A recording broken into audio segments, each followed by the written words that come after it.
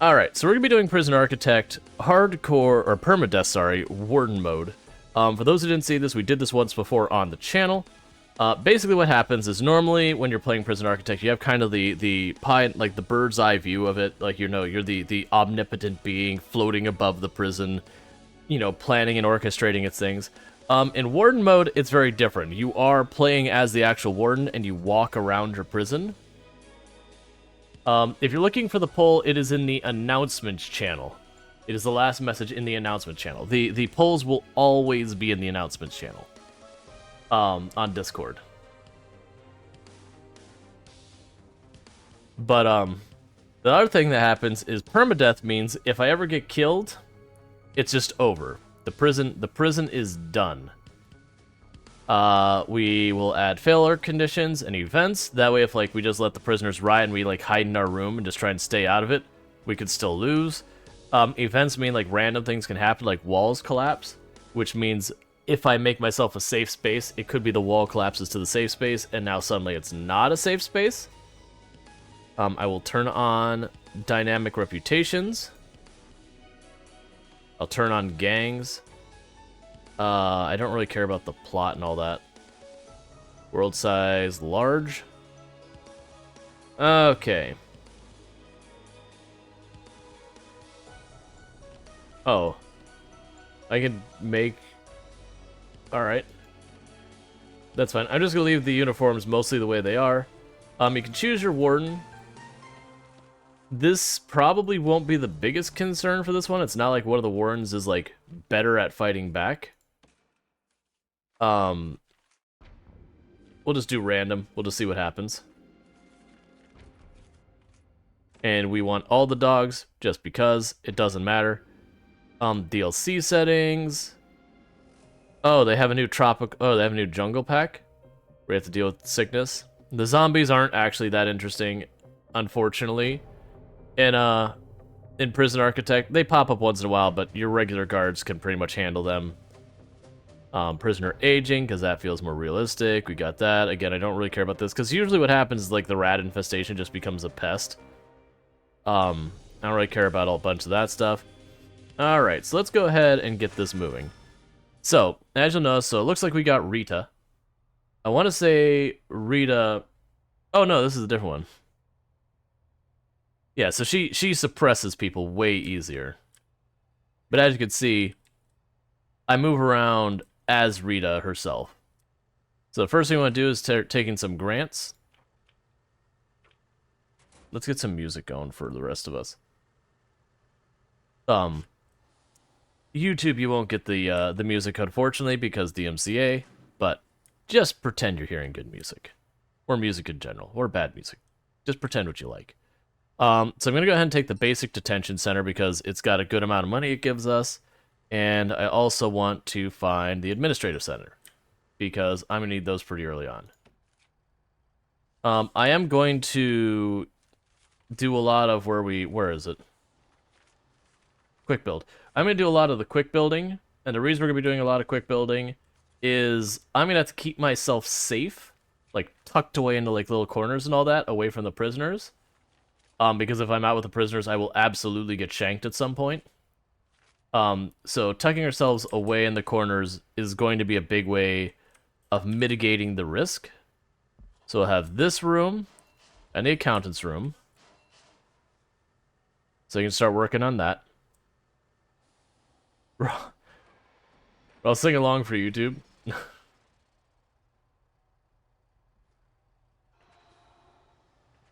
Why is the prisoner intake... Is it possible to beat a prisoner's butt? They do give me a taser so I can shock them. I mean, I believe I could punch a prisoner, but if I start killing prisoners, then I can hit a game over condition for killing my prisoners. Alright, so let's go ahead and make ourselves an entrance hallway. Doors. Large jail cell. Let's change our intake. Because I definitely don't want to take all available prisoners. We'll choose fill to capacity for now. And I'll need to go to bureaucracy, finance.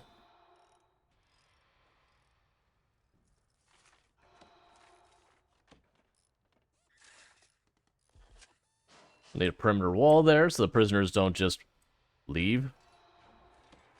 We are going to do the same thing we did with the last prison when I did this, which is kind of the idea that our prison, that our prison is going to be like an outdoor prison, because that seemed to work pretty well for allowing me places I could put like little hallways in between me and the prisoners to, you know, keep myself away from people who might decide that the warden deserves to die. Actually, cancel that. Use quick build. Should be a reception room for a quick build, right? There is not. Oh, yeah, there is. Now, downside is quick build can be pretty wasteful on what builds. So how's your day? My day's going pretty good. Alright, so we're not going to be fast-forwarding much yet. I don't care about the CEO's letter. Yeah, so this will take care of the 2 office requirement. We're already researching... Well, we'll start researching finance once our office is done. We'll have our main entrance here. This will be a reception area.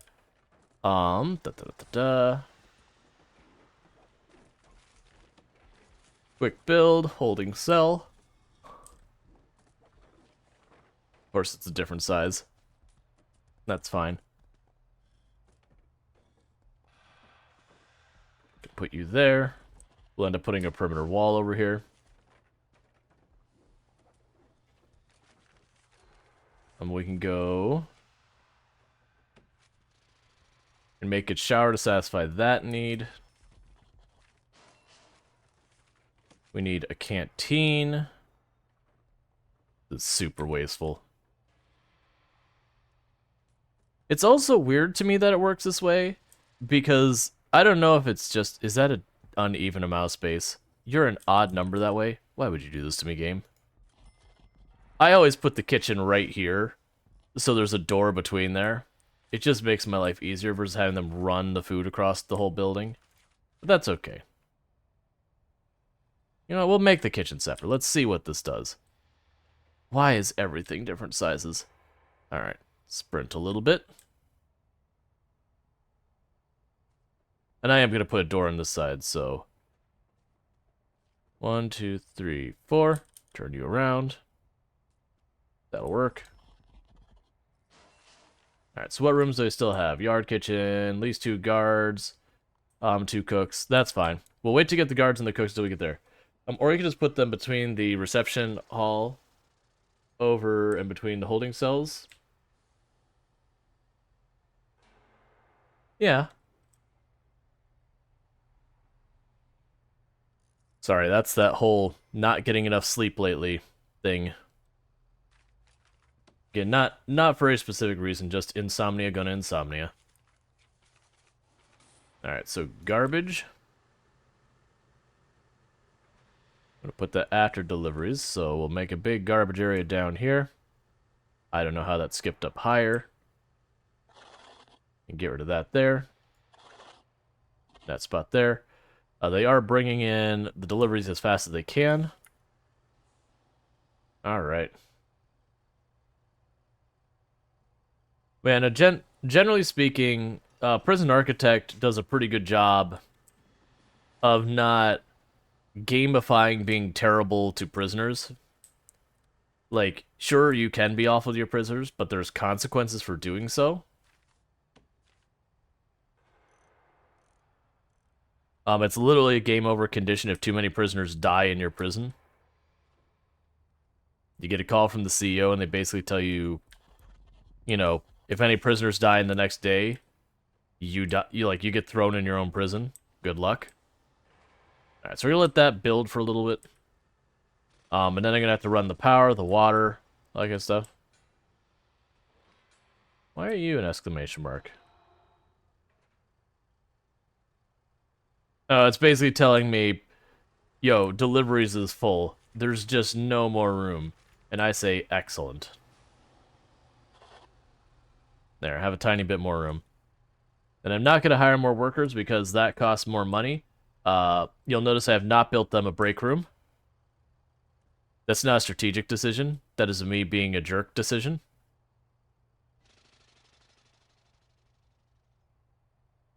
You know what you're talking about? I had some insomnia for a long time. Still do. Spoke with the doc and parents, and they put me on sleeping pills to help me get sleep. Gotcha. I mean, like I said, I have no negative about it. It's the same thing. People know that I recently was diagnosed with ADHD. And I have opted for the time being to try to do the coaching thing as opposed to the medicine. Not that I have any problem with the medicine. I think people should absolutely take the medicine if they need it. It's just kind of scary because like sleeping pills can be addictive, as can the ADHD medicine. So it's kind of, if I can get away without using it, I'm going to. But at the same time, if it's difficult to manage... Oh, I need to turn off the name stuff after you, because that's not available in this game. At least I don't believe it is. I'm pretty sure you can't name your prisoners. There's probably a mod that'll let you. I wouldn't be surprised with that. So give me just a moment. I'll go ahead and turn off that redeem.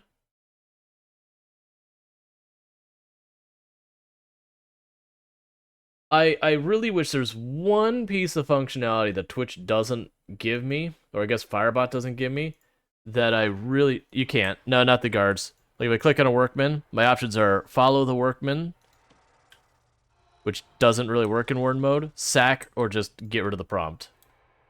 It's just not that kind of game. Like in the prisoners, a lot of them come and go too fast to be worth naming them. It would be interesting, and there's probably a mod for it. There's probably a mod for it. I could see... Oh, we can get our accountant now.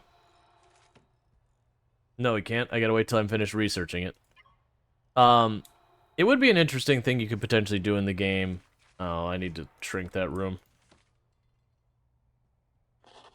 If we could have, like... RimWorld has a thing where you can have, like, a pool of names that the game will pull from, which I really debated trying to get that set up where I could do some type of redeem to get people's names put on that list or something of that nature. That'd be kind of neat if you could do that with prisoners in this game, where what would happen is the prisoners would just, you know, people would sign up and it would just show up there. Yeah, it'd be better than naming every single one. Yeah. Like that was I won't say the content creators. There's a couple content creators who do RimWorld that's one of their Patreon redeems, is that you, like anyone who is a patron or whatever through Patreon, that they will add your name to the automatic name pool. But of the two I know who have that set, one of them has not been playing RimWorld in a long time. Like they used to main RimWorld and eventually stopped. I think they burnt out. And then the other one, I don't know if they still do it or not. Because now when they play RimWorld, they have a join queue that I think takes priority over the auto-naming thing. So I think it's one of those things that they put them on the Patreons and haven't circled back to get that cleaned up because, you know, there's a billion things to work on. And in both their cases, they don't have a strong following on Patreon to begin with, even though they're fairly successful streamers. So it wouldn't surprise me at all if they just totally forgot it was a thing or haven't found the time to get rid of it. So we're just waiting for the workers to get caught up a little bit.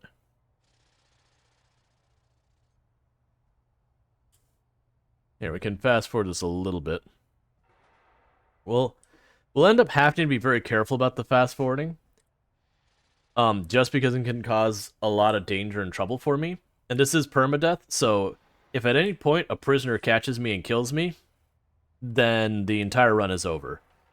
And my goal isn't to do a whole bunch of prisons.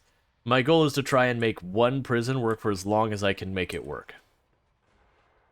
Knowing sooner or later I will make a mistake and get myself killed. Alright, it's safe to assume there's going to be a perimeter wall there. But what we did last time that worked pretty well is out, say, like here, I would make a fenced area, like a regular fence, that goes around the entire perimeter of this, what we'll call it a block. and then we'd have the perimeter wall in between. And then it does mean I end up having to tear down perimeter walls to put down the fence, because I can't see through a perimeter wall, but I can see the fences. So that gives me the line of sight I need to put down buildings and see what's happening in the prison, while still having at least some layer between me and the prisoners. I also debated, what is the price of the glass walls? So that's 100 a square foot. That's 3 a square foot. Never mind, it's not even close. I can have 33 of the, well actually, yeah, 33 of these for one of those. Is that right? Yeah, that's roughly right. It's not exactly right. It'd be like 32 and point something or whatever. The point is, the price be different. Eventually I might put in the glass walls because I think they look better. But, you know, that'll be a later thing. The first step is going to be just getting stuff going. So the rules we have for this is, obviously can't use any kind of cheats or anything, not that I plan to. We are running modless. I am required to, I am required to have prisoners. And I can't just be like, I'm satisfied with the size of a prison, we're stopping here. The point is I want to keep escalating and building the prison. With the intent that sooner or later it will get unmanageable and I will die. But what we're going to do in the short term is we'll just, like kind of keep growing. How many cells did you have in one block of the other one? It wasn't many because we made really, really big fancies. How far you can go with one prisoner? Yeah, I could, like, have the one cell and it's got, like, 8 layers of gates going to it. It has its own tiny canteen and shower and everything. And no recreation or anything like that. And we put, like, I mean, I wouldn't be able to afford it. I was gonna say put, like, 2 armed guards standing at the doors at all times. But, that would be a prison that would be financially underwater because the staffing costs would exceed the amount we make for, having prisoners. Alright. So we are getting things going. We're about to get our accountant. I was wondering how much money you can make with one prisoner. If you take a legendary prisoner, I think you can make a couple $100 a day. But then you've got to try and contain a legendary prisoner on a budget of a couple $100 a day.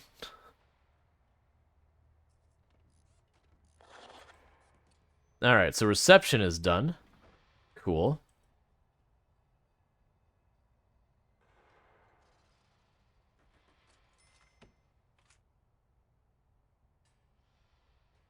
Yeah, so there's our next challenge mode. But just one prison? Just like one prisoner? I mean, we can figure it out. I guess we'll start doing this.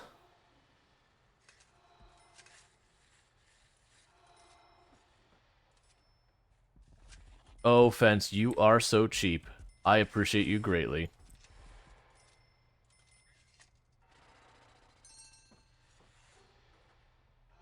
Oh, if you're talking block, like as in a building, yeah, I was keeping it very small. Oh, wait, nope, not there. I want to circle the entire outside. Hello there. Okay. Yeah, because it was like a block of like 4 or 6. I think there was a couple different sizes, which is the reason you're probably going, I can't remember how many it was. Because I don't think I had one size that I just repeated the whole time. Hey, Alpin, how's it going? Alright, so we are getting that... Oh, they're already getting that fence done? Jeez. I should have made this farther back. Yeah, it's fine. So I see you did a good job there, like, real good job there, buddy. I really appreciate it, but, do it over. Because, you did it wrong. It wasn't me. It wasn't me. Don't look at me like that. It wasn't me. You did this wrong. I definitely did not misplan it. That's on you. You should have just known what I actually wanted versus what I said I wanted. There's the accountant, so that makes it so we've got our first grant done. Before we do anything else, extra grant. I'm going to need that desperately for the money. Where was parole here? Because we're going to need parole as early as we can get it. You're in here somewhere. Reform programs. Okay. Sounds like a typical construction project. I have no idea. Well, I'm gonna have to put fences between us. I have to keep taking in prisoners, which is basically just as I can expand the prison. I don't have like a set quota or something I've got to meet. Prisoner replacement. The prisoner's reputation value will be replenished up to the desired number with the ratio of security levels. Keep the same where possible. Any surplus prisoners will be requested following the standard system. Remove intake restrictions. Oh, well, I don't care about that. Alright, so let's go look at our grants. Okay, so we're still working on the detention center. Getting green power would be nice early on. It could take a while to set up. Prisoner reoffending rate. Hey, if I have no prisoners, does that count 0 or 100% reoffending rate? Asking for a friend. There's actually a thing where I think you have to have like 30 prisoners have been released for it to, before it starts counting. We can't do those. Can't realistically do that. Staff well-being. That's a pretty straightforward one. But we will be putting fences between us as much as we can. Because it is still permadeath. But that's the reason I'm already starting to put like the little fence out here. Is that's my buffer where I'll be able to run into that area, like run in that area to keep safe. No matter what, the prisoners are gonna have to be able to cross my little safe zone. We had that last time, so I put like a double gate here. I put gates on there and there and a double gate here. And it's just the nature of how I gotta tackle it. Okay, so you built that building? I'm gonna wait till you finish just in case, and then I'm gonna put a double door there for the kitchen. And it'll go down here. Where's yard? There you are. Actually, I'm literally just going to use the quick build rooms for most of this until I have like weird space. Oh goodness. Alright. Screw that. No. So let's go ahead and make our own yard. Because that is too big. There's your yard. You wanted furniture? Too bad, it's not in the budget.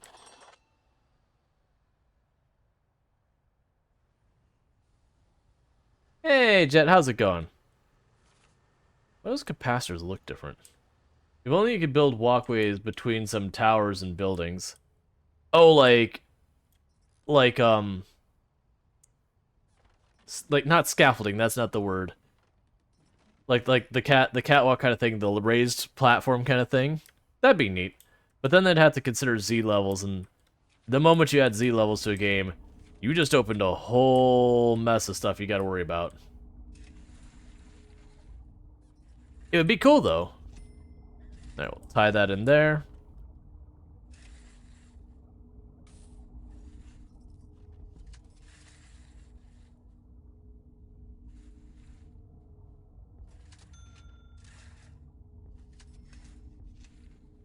Get power into these rooms.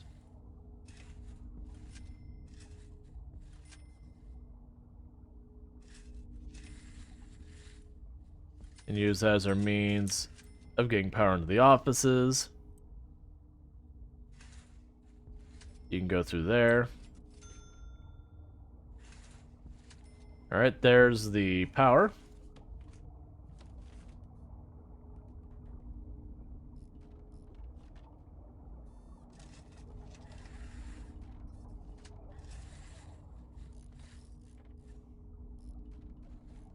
I'm gonna put that there.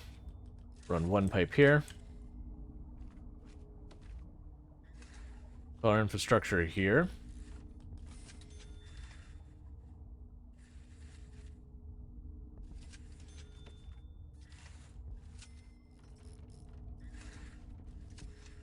Let's see.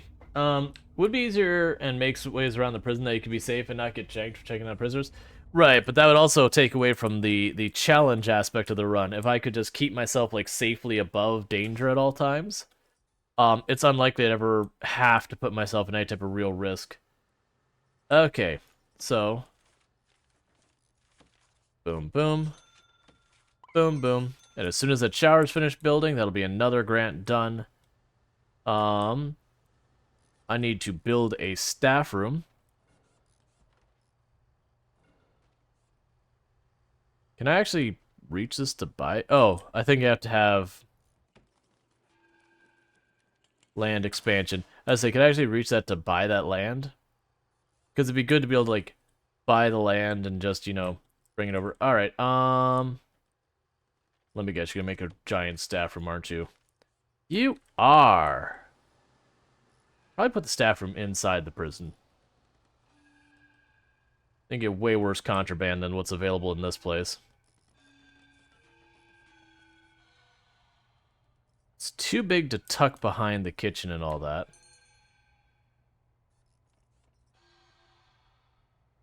Now you're starting to bring the power online.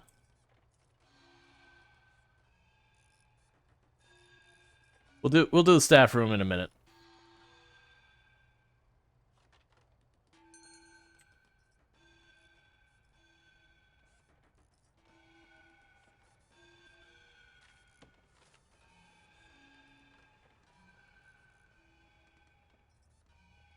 Alright.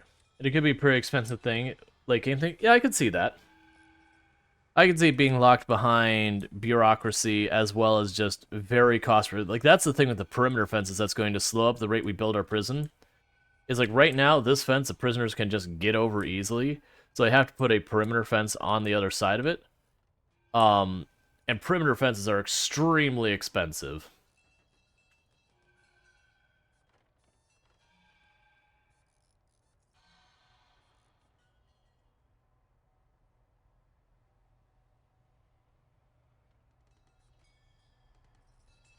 I played a lot of this, but I never this mode. I like it. Can you zoom out a bit? This is as far as I can zoom out. I can zoom in and like really look at ourselves. But that's our maximum zoom. Which is the difficulty, is that you have to go to the places you want to build. Rual, I was wondering why this looks weird. I forgot you got shanked the last time in the prison. I did. We're basically redoing that same challenge. Right now we're just waiting for them to get the shower online. I'll get my next grant. So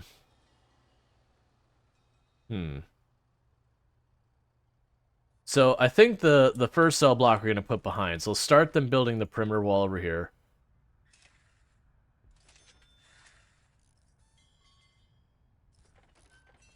I'm not gonna be able to finish this perimeter wall.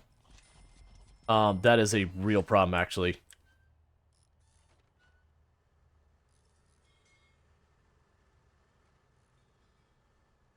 Who shanked you? I don't remember now. Like, we did have a whole thing with it, but yeah.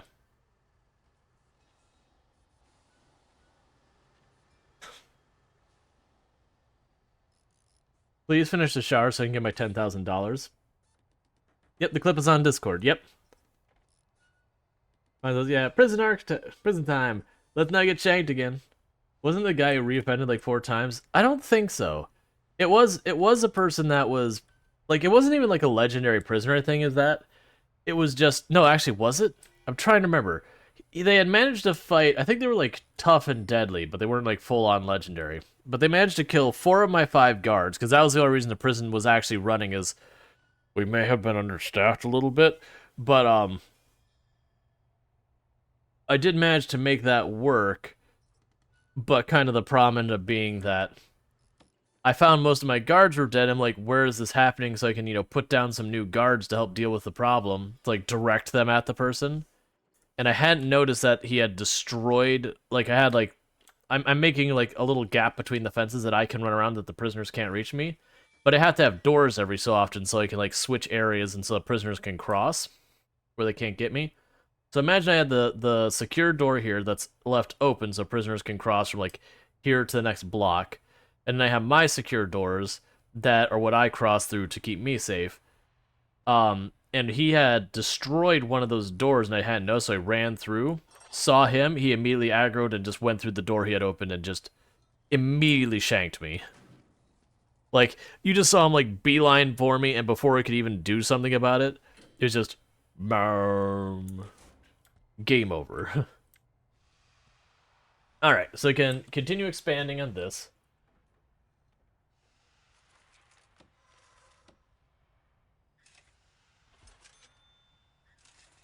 Oh, perimeter walls, you cost so much. Alright, because I know I'm going to go back here for my first cell block.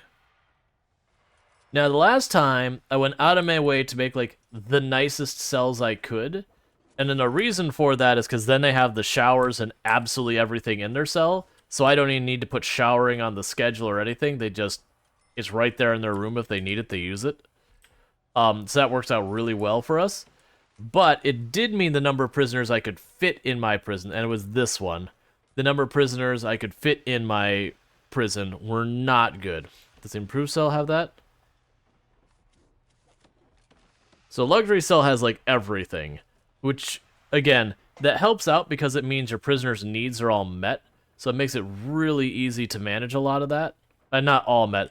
A lot of your prisoners' needs are met. So it does make your life way easier from that front. Okay, so first thing I need to do is, again, I need to have my little area I can run in between the blocks to keep me safe.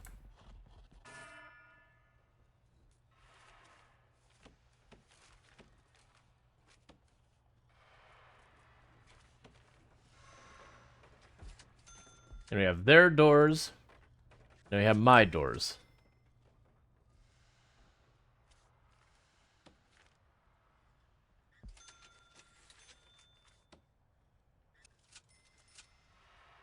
Because then I can go through all 4 of these doors, but what'll happen is I'll leave those doors open, you know, barring a riot or whatever, and then the prisoners can run back and forth through the blocks, like if they need to get to the kitchen because they work there or whatever, they can get around, and I could stay inside the gap between the walls, where as long as they're not fighting and start breaking down the door, I could just stay tucked away.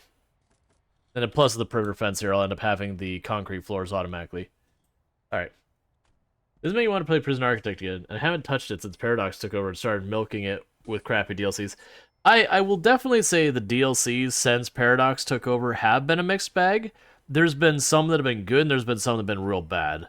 Like, I was pretty disappointed with the zombie DLC, the Halloween one. Was that a DLC? I can't remember.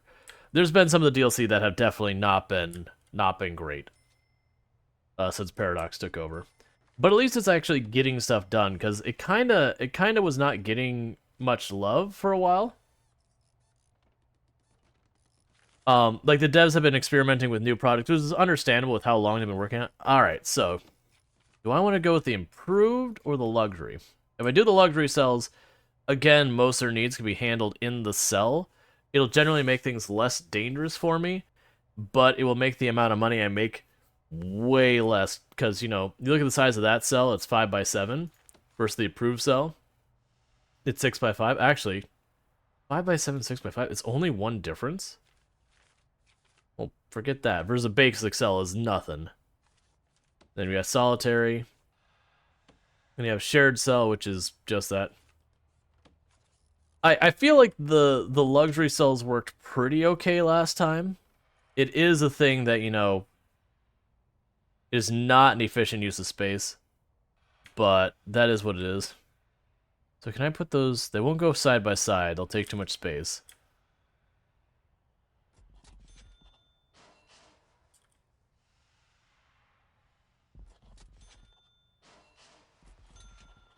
This is a terrible idea. Put them a block of 4.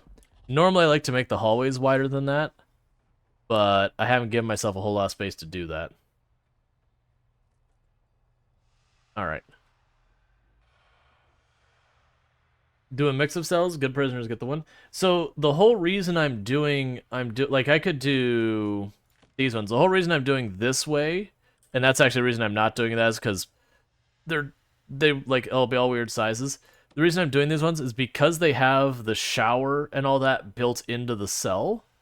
I can completely eliminate shower time, because they'll just do their shower. They'll just take a shower in their cell.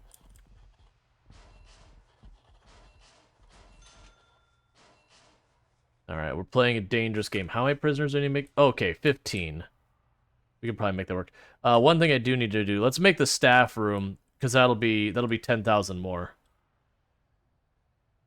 You can piecemeal and modify those yourself, right? Yeah. No, I could definitely. Like, the only reason I'm trying to not do that too much, is because of the warden mode. I am gonna basically have to just, oh, I need to make the export room. I was gonna do that earlier. Where are you? Where's exports? There you are. There we go. The only reason I'm not doing that is just I'm gonna be running around frantically trying to stay safe and slap things down. We can make that storage, because everyone knows you should always put storage in with all your stuff. That's not really a truth, that's just me saying it. Alright, staff room. Just gonna plunk it down there. It's good enough. We will take a power cable out here, bring it down this way, poke it in there. Alright, so that should take care of the staff room thing. I'll just need to get a couple more guards. But yeah, and I could place a room and add stuff. Or clone the rooms, do that kind of stuff. We might do some of that later as we get like really kind of funky shaped areas. But for the moment, I'm gonna try not to. So that's 8. So if I do a block like that on the other side too, that should give me my 16. So I think that'll be our next section here. Let's go ahead and start putting in our fence.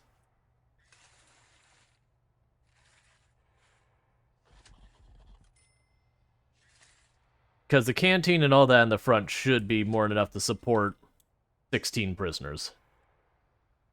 But like I said, this is the same thing we did last time, where it was kind of one of those things that it was definitely not the most efficient so far as getting paid kind of thing. But it does have a lot of perks for us. And eventually I want to get paths and all that kind of stuff in here so I can move around faster and all that.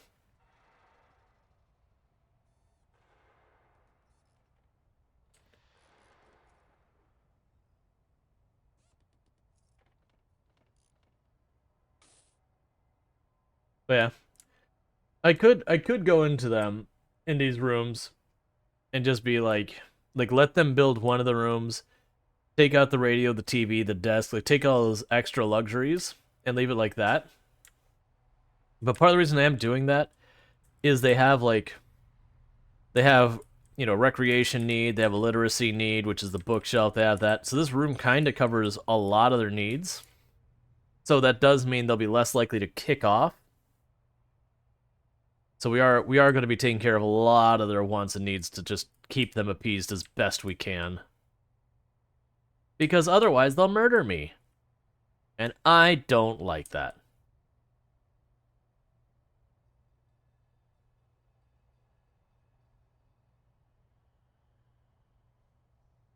Alright, one thing I need to change is I need to add a door to get into this part.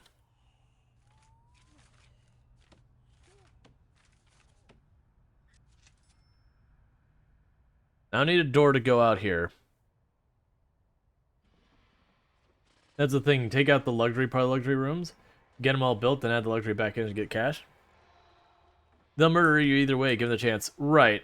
But the thing is, if they're not riding and all that, they're not liable to, like, smash doors and do all that kind of stuff, so as long as I don't keep myself directly with dangerous prisoners, I'll be relatively safe.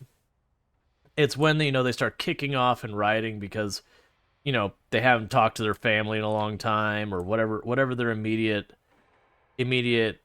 problem is. That's the stuff I'm worried about.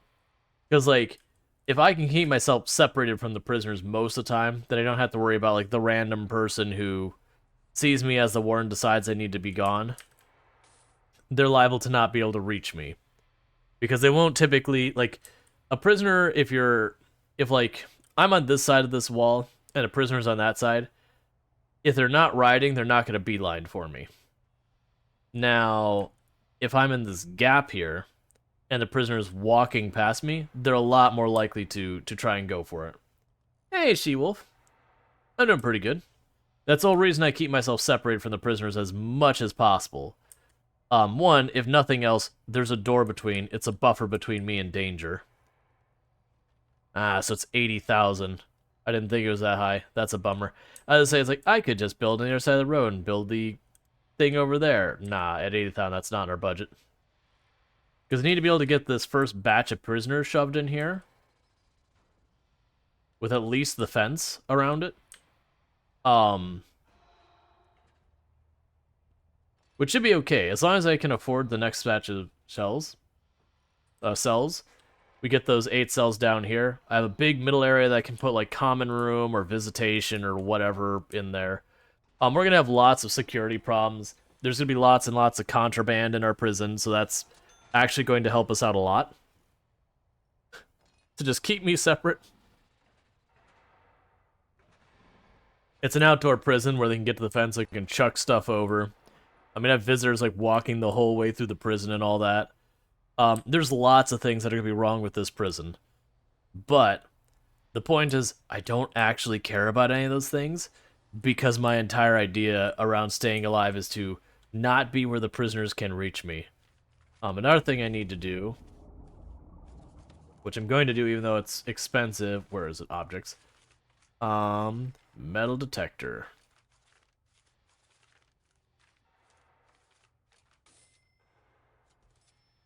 Where are you, metal detector? There you are. Excellent. I shouldn't have spent that until I got everything else situated. That's why you need to delegate from your office desk. Well, that's mechanically prison architect. I have to have line of sight to tell them to build stuff and everything. Like, you can't just draw it up in my office and be like, go do it.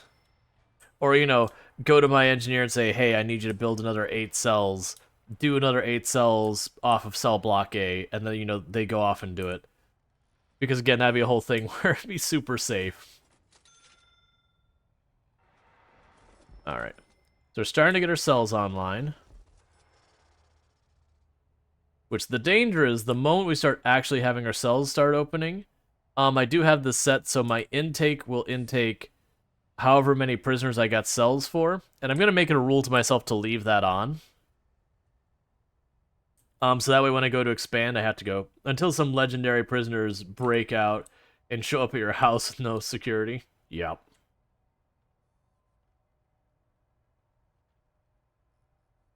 Yep. It's okay. I have a chain link fence. It's got a tiny bit of razor wire on the top of it. That'll keep the prisoners at bay, right? It won't. I don't even think that the chain link fence, I think it's just something they'll like literally climb over. Is there a risk attack that much in Prison Architect? You'd think the average prisoner wouldn't have a grudge against the warden.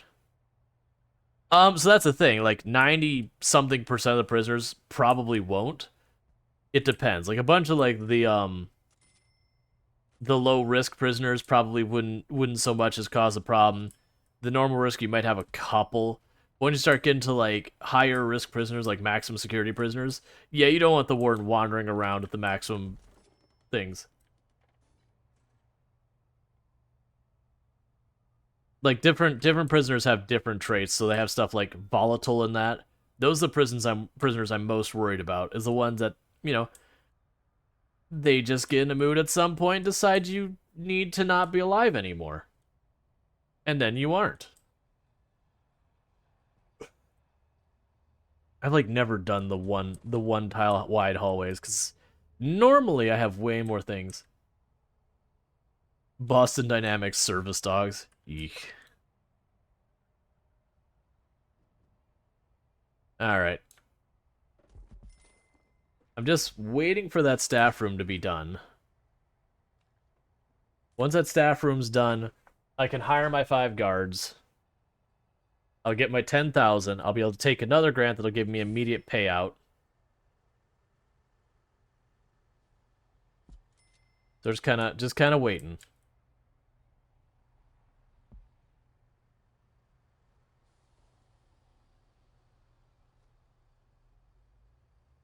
And I'm not gonna be like, I can't just like build the whole prison before the prisoners show up. It's gonna honestly be a little bit of a juggle with these 8 cells.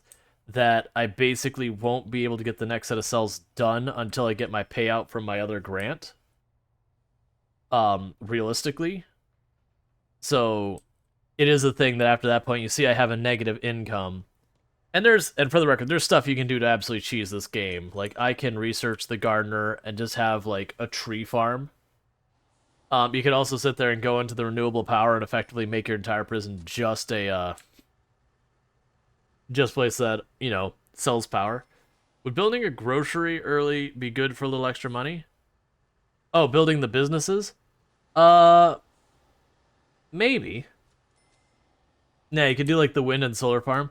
Oh yeah, there's been all sorts of meme videos that have been made out there where it's like, it would be the spiffing Brit is the one that stands out in my head, where it's like, we've been given this grant to open this prison, and then just makes a giant forestry company that has no prisoners. It's like, yes, our prison. And it's just a lumber company. Or just basically a power plant. Alright, we officially can accept a prisoner.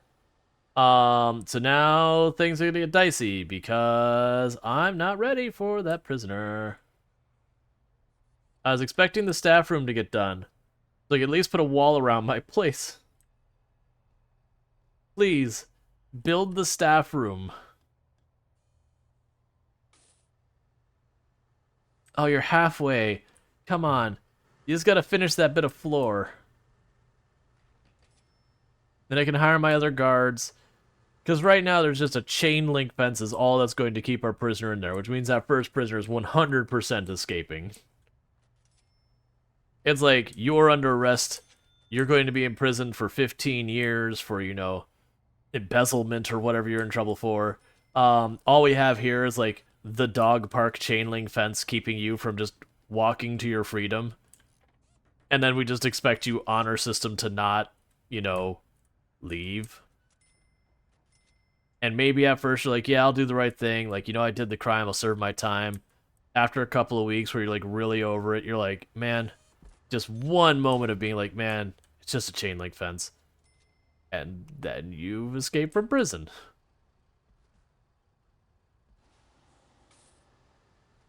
Please finish the staff room. That money is getting dangerously low.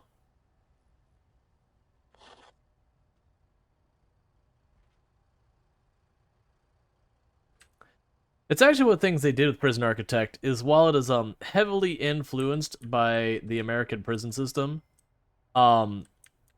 it's actually not specifically any location.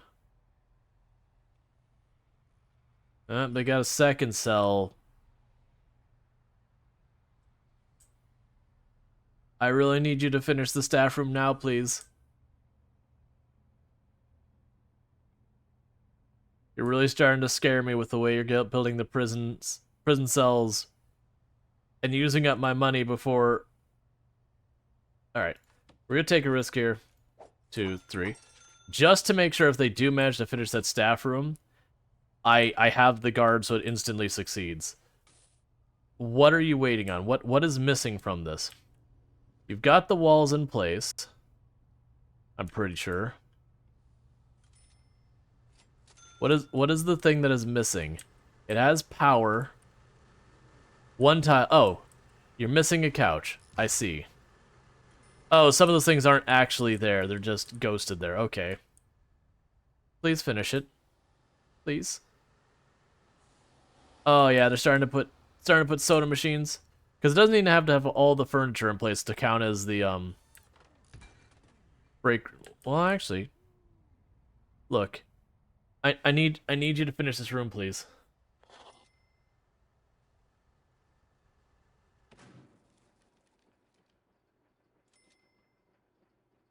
I'm starting that researching as a precaution. Because that way, if I run out of money, they'll stop building stuff, and I could take a loan to save my own skin. I think we ran into this last time, too. We are not going to have the perimeter fence done before those prisoners show up. Just as an FYI. There is no reality that gets done in time. So, We're going to see how that goes. Oh, please don't do this. Just finish the room. I need you to finish this room now. I need that $10,000. It's literally your break room. You should prioritize it. You have a personal vested interest in this room being done before your other rooms. Oh, thank goodness. Alright. So, grants. What is going to give me a bunch of money? Reform through education. That grant is not getting done anytime soon. And it'll set prisoner well-being. Okay, so that's 35,000 we're getting right now. Grant money. Okay. Oh. I need to start getting some walls up. ASAP. Because we got prisoners on the way. Goodbye, money. Oh, please don't be this expensive. Oh, no. Alright. I'm not gonna be able to do that. I need the cell block grant to finish first.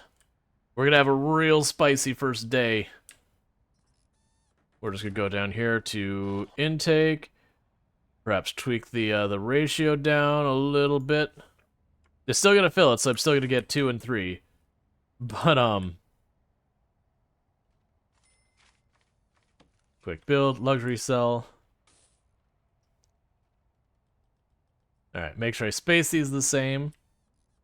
Was it 2? Yeah, it's 2 on the side, 1 in the back. That's fine. You know, that random worker hired from outside. Oh, he's a contractor. He has his own space. All right, that's 2, and we'll get lights in here so it's not impossible to see later.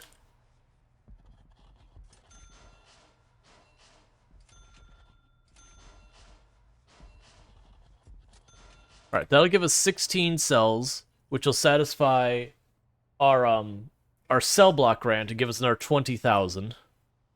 I am going to need some solitary confinement cells, so let's see how big you are. Alright, so you're not the right size. I can turn them that way. 1, 2. Not the right size for that.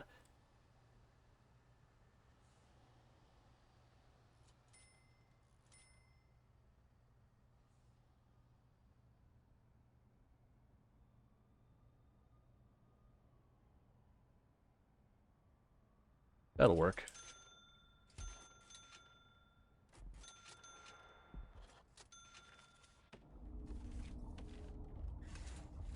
Alright, water.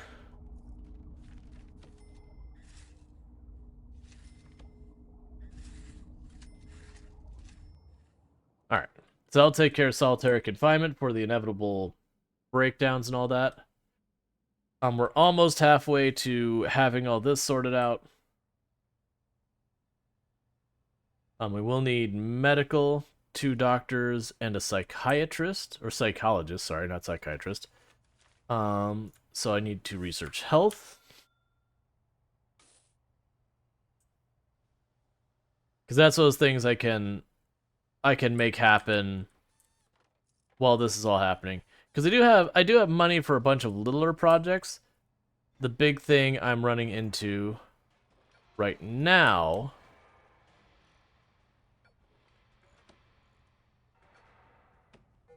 is that I need grant money to make this place not a disaster.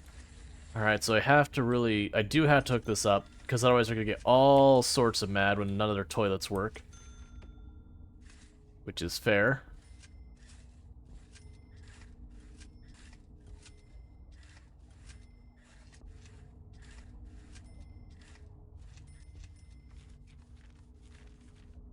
Electrical.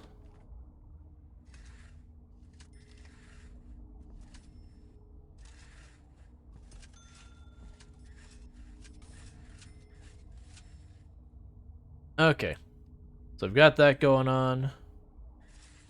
Do this, do that, do this. Do this.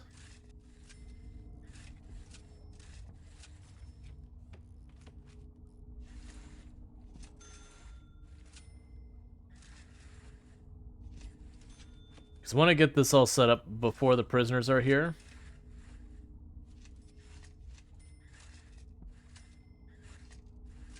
Because the first day won't be bad. We're only going to have like 8 prisoners. The big thing is I don't have proper fences. I've never had that in a prison before. Did you get power and water through the cells? Oh yeah, I'm already actually working on that. Sorry. I probably need another capacitor on here though. Which is gonna cost us money we don't really have. There, that'll help before we have that shut down. You did just like typed it? Yeah, I figured that's what happened. Alright. So, because there's only 3 minimum security prisoners available, with all the others, we are running that. This is gonna be rough. This is gonna be real rough. Oh, I meant to put a door here for practicality reasons.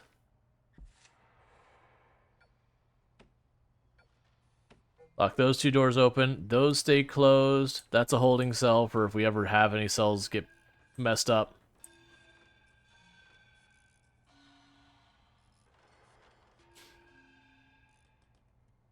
I do intend on putting windows into most of these cells. That way I can, like, check into the cell kind of things to see if people are fighting or whatever.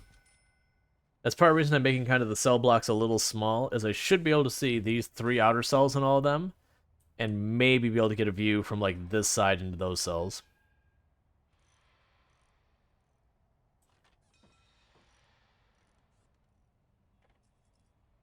Alright.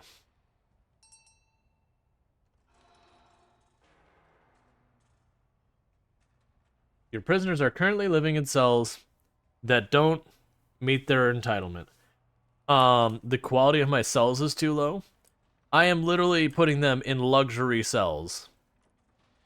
I think you're full of garbage, game. I mean, unless you're talking about the fact that they don't have power and water, at which point I guess that's fair.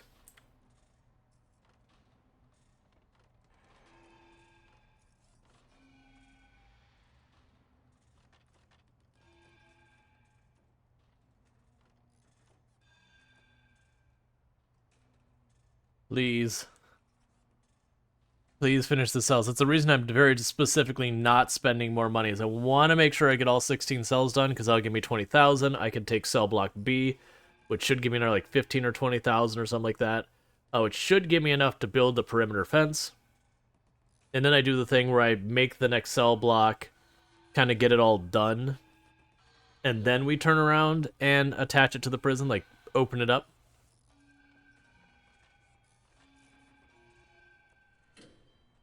Alvin saying, can't flush the toilet, computer isn't working, can't read in the dark, shank the warden. To be fair, if you sit there and they put you in this like really nice cell with all the equipment and none of it was working, like the toilet didn't work, the sink didn't work, the radio, the computer, and your television didn't have power, your shower didn't work, that would honestly be more upsetting than if all of those accoutrements weren't there in the first place. Alright, so they're already finding contraband. That's not surprising. I'm gonna have to ask you to stop leaving that door open.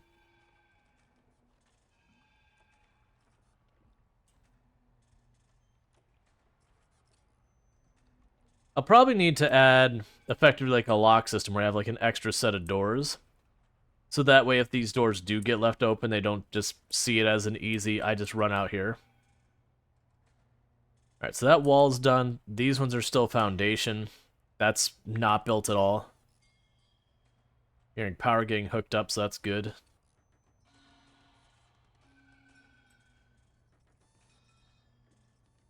Okay.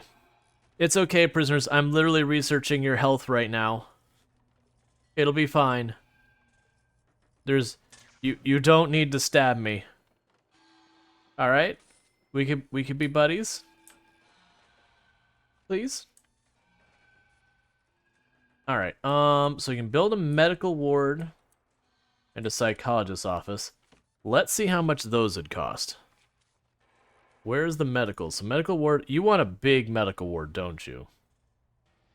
Oh, yay. A medical ward that is also a morgue at the same time.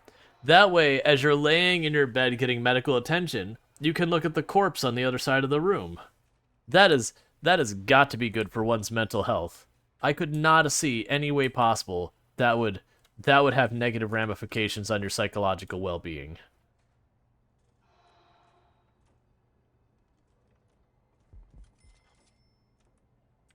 Hmm. So you can put it right here. That's what I think we're gonna do. Well, that's medical versus an infirmary. Interesting.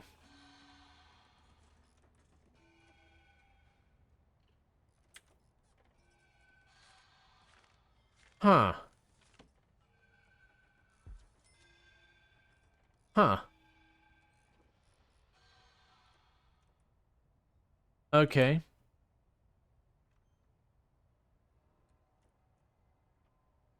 I think you'll be losing some yard space.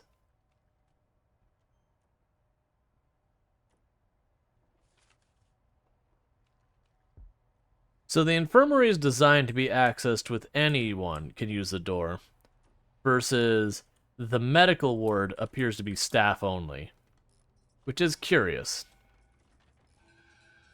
We'll just wait. We'll wait. We're waiting. That's what we're doing.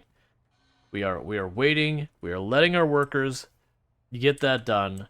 Because the worst thing is what usually happens when I start doing that kind of stuff is I'll get all of the things half done, so none of them give me the grant money, and then it's just really bad.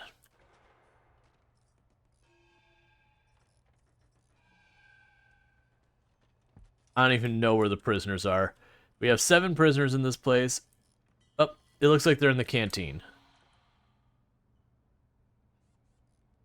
They're prisoners. The prison cells are not even remotely ready for them. Oh, joy. No, no, no. Hey, friendos.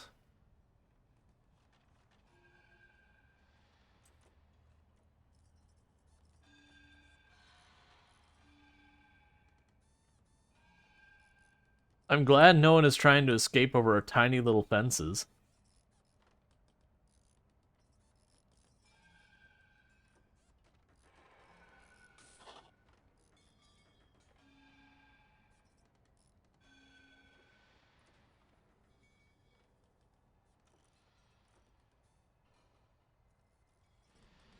They still haven't even finished the first 4 cells. Or sorry, the first 8. They did finish the first 4. The first 8. Oh yeah, I forgot. The bonus that this warden gets, Rita, it's more likely she'll suppress people nearby, which is the thing that keeps them from acting out.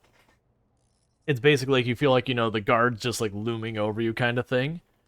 It also reduces the risk of me getting prisoners who don't care. You still get them, but at half the rate you normally get them. That's actually probably not a bad warden to have gotten, because we chose to random it, by the way.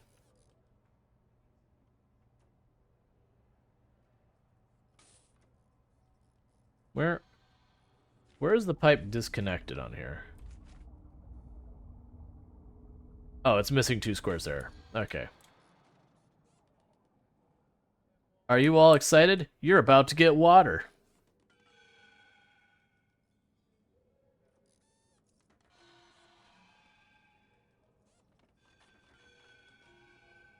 Alright. So the cells on the right here have all been hooked up. They're starting to build the cells on the other side, like actually put the furniture in them.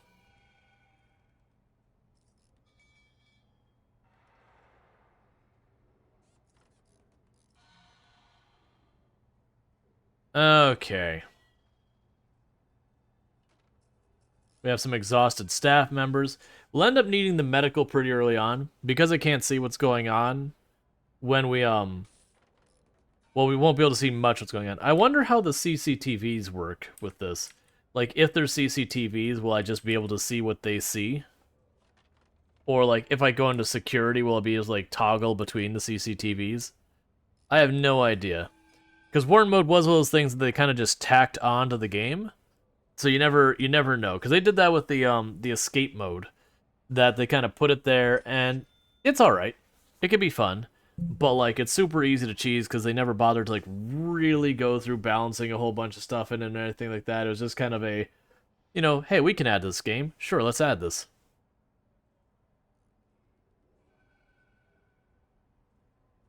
All right, so you got a little pipe there to get that online. Then you get this cell. That'll put us up to 8 cells. The good news is financially we are making money. So as long as I can sustain this, we will be okay. Now, obviously, I want to keep expanding the prison and yada, yada, yada. But the biggest point was just that the prison won't go bankrupt in this current state. So if I weren't to complete any of these grants right now today, I could, wait it out kind of thing.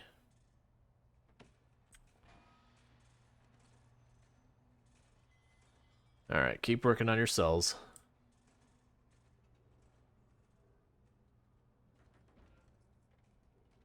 Yeah, definitely want to add windows to these places just so you can kind of do a lap around. Get a glance at what's going on where.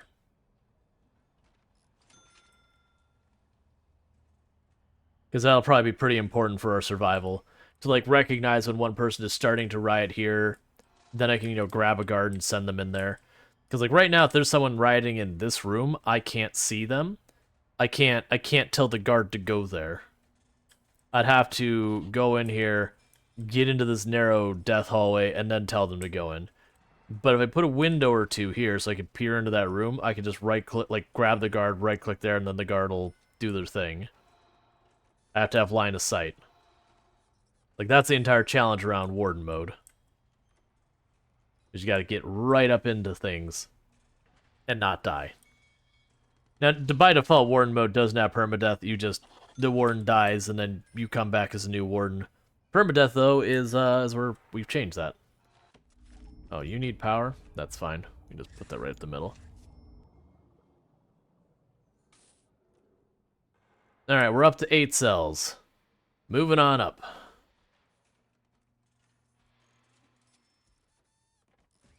Can you get weapons? I have a taser. Last time it went too fast for me to even use it. Oh, no, that's my inventory. Yeah, so I can grab things, I think in the same manner you can as escape mode. But it's kind of one of those things, if I grab a shotgun and I start blasting prisoners, I'll still game over. Because if you're killing a bunch of prisoners, like, there's only so many prisoners that could die in a time frame before you get a lose condition, which I do have those turned on. Not that I've never had a round where there's, like, the legendary prisoner who's causing so much grief that I didn't put, like, 5 armed guards with shotguns outside their door and deliberately set them off. Not in these kinds of run. But when I was playing on my own before stream, where it's just, like, that one prisoner was killing so many people, it's like, no, this prisoner has to go. Like, I'm gonna game over because of this prisoner. I need to just, get rid of them.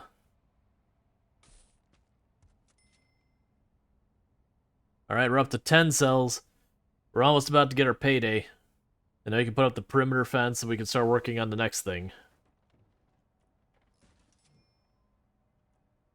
I can't remember. I think they added wall lights in vanilla. Like, they used to not be a thing. Yeah, they added wall lights to vanilla. They used to not be an option. So definitely want those for places like this. I'm gonna need lights, because right now I can't see Bumpkus.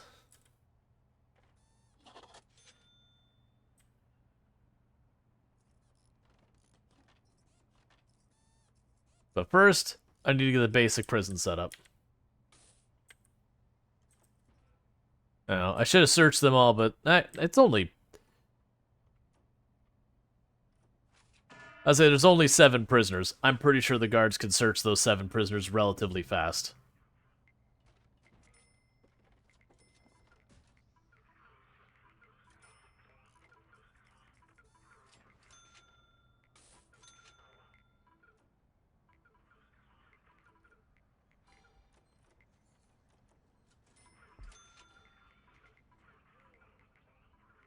Okay.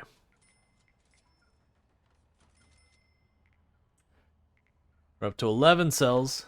12 cells. Almost there. At 15, I get $20,000.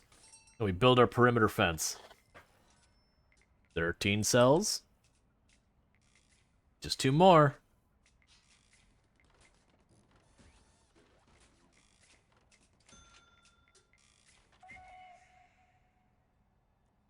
Alright. 14. 1 more cell.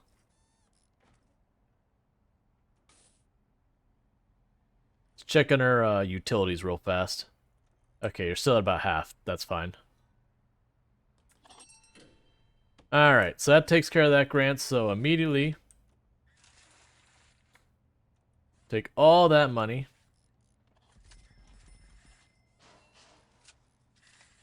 I misclicked. It's fine.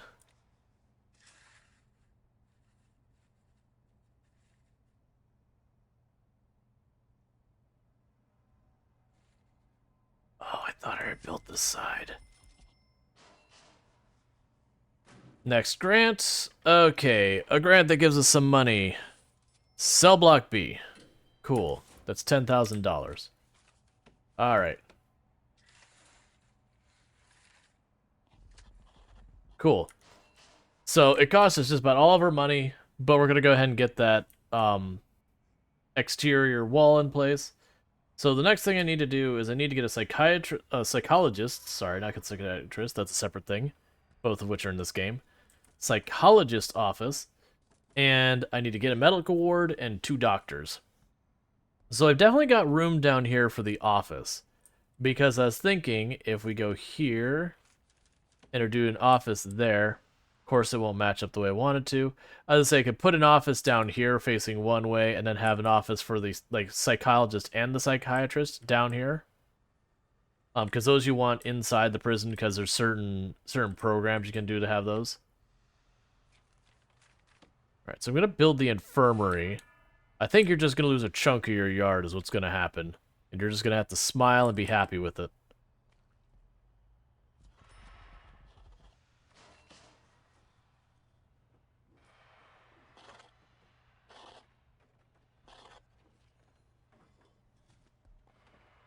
How big is the yard? That is... We can make this work. Yard... So they're still in lockup. Let's get this done before the prisoners get out. There. Get back into our safety wall. Alright.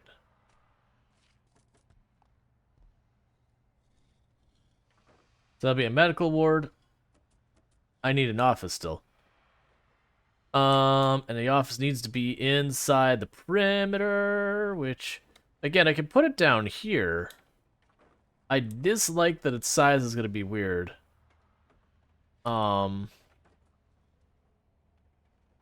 If I put it up here...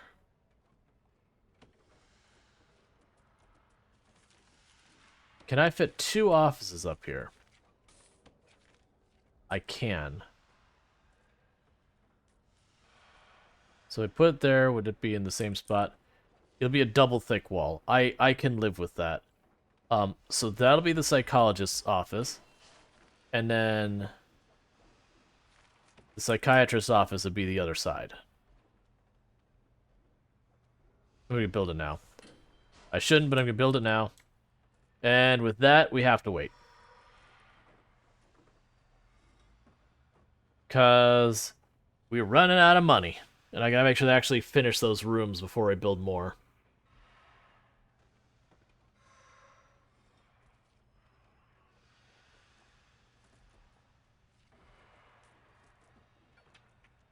Search the prisoner who is outside of the secure perimeter, question mark? How are you there? Like, you were just straight up not in... What? And you didn't escape? I don't feel safe, chat. Are we clear? Okay.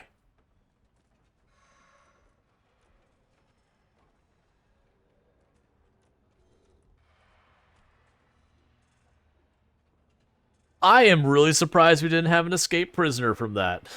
Because they were definitely just straight up outside the perimeter. Now, it's clear they're grabbing contraband, but I am concerned that they grabbed contraband from outside of the entire secure area, and no one was like, hey, wait a second.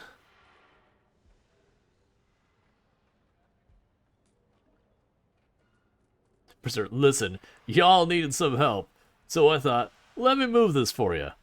And then we found their pocket watch, which is considered a luxury good that's not allowed. Huh.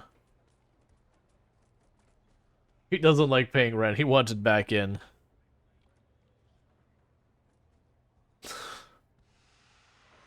The thing that scares me the most about it is that was in like my secure fence area. Yeah, that's the guy who did like. Yeah, he had luxury goods on him. Was the negative? All right, so they're building the exterior perimeter fence. We will want to research deployment as early as we can. That way I can tell them they're not allowed to be in this area, so the guards will immediately respond if they're out here and be like, yo, how does lockup sound? Because it sounds like you could really go for a lockup. Yeah. Build that medical ward.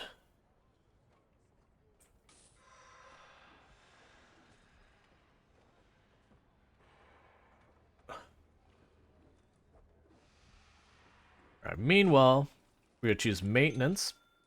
So you can start moving towards prison labor. And policy. It is burning our limited money, but like I said, right now we're making a pretty okay profit, mostly because we're horrifically understaffed. Right now the prisoner ratio is a bit more than 3 prisoners per guard.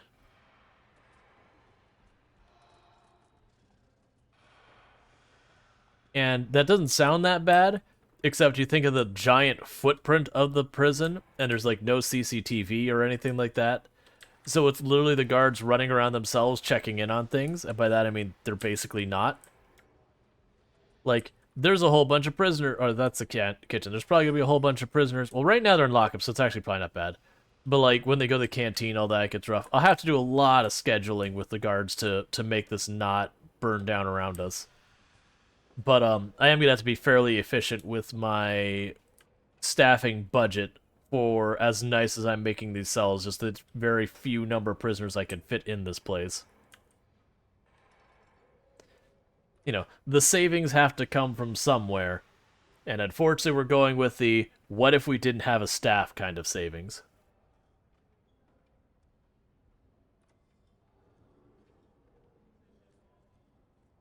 All right.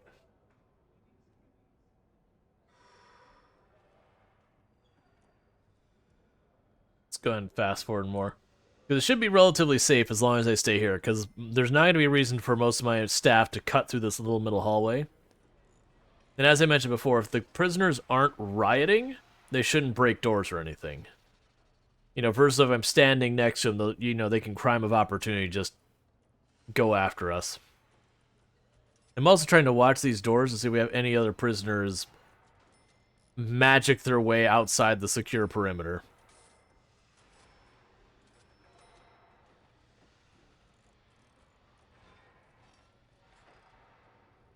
Alright, looks like the offices are getting built. Excellent.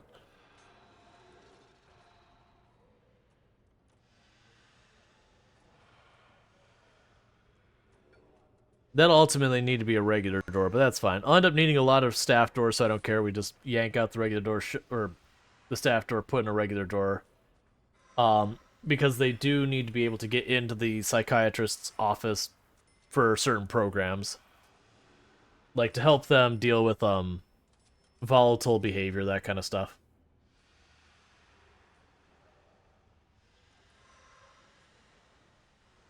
Next, I think we'll go for the thing that requires the common room as well as visitation. I also want to get parole set up as early as possible. Would parole rooms fit down here?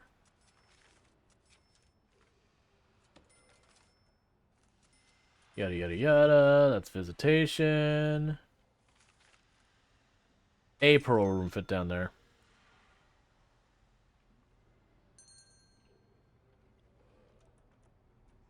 Why did parole have to be slightly bigger? I mean, I don't have to use it that way, but I'd certainly put like parole on the other side of this, parole down here, and then if we run around real fast, then on this side put like visitation, common room. Because kind of pursuing the grants is like your first good move, because all these grants pay just really good money. Versus having prisoners in your prison. They do pay, but it's... Is that not even?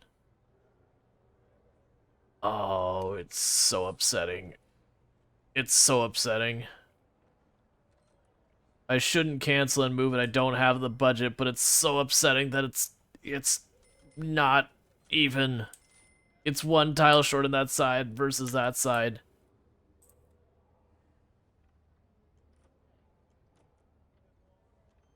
It hurts, chat.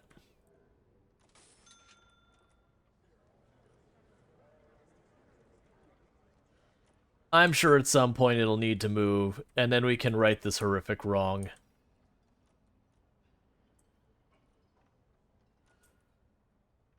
Alright. I think I'm going to make it a point to periodically... That one side has a flower garden. Yeah, I could do something like put flowers in front of it or something like something to make it not as upsetting. So objects.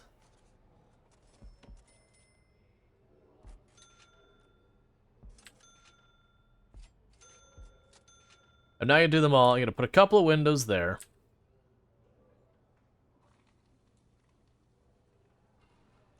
I want them to get those offices done and the medical ward.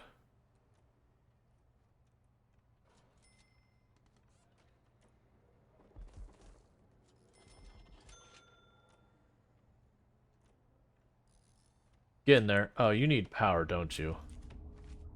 Alright, well, we're at the end of the day lockup, so I can work and get you the power.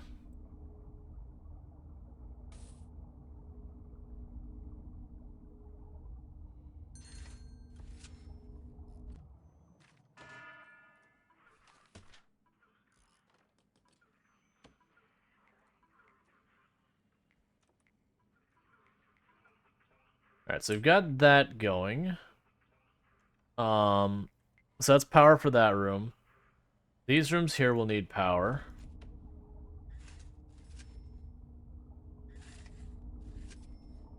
Yeah, if I put flowers there and like a little footpath, whatever, it'll look okay. It'll look at least okay enough that it doesn't deeply upset me the entire time I look at it. Alright.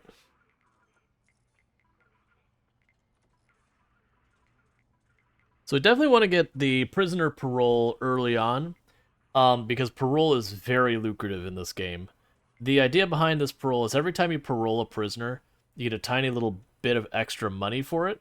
With the consequences, if someone you parole reoffends, they take back that money, and I think it's a little extra. But it usually works out, because say if your reoffending rate is like 30%, okay, that means for every 3 prisoners you release, you get the bonus, and then 1 that takes it back. So you still make out ahead in a big way. Alright. So I can't afford the psychiatrist. Or psychologist. I keep doing that. Psychologist yet. I need you to dismantle that door. The wrong kind of door.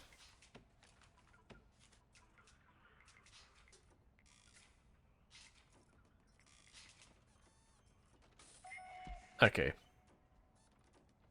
Because normally, with those, like, staff rooms, you want only staff to be allowed in them, but the psychologist is a special exception.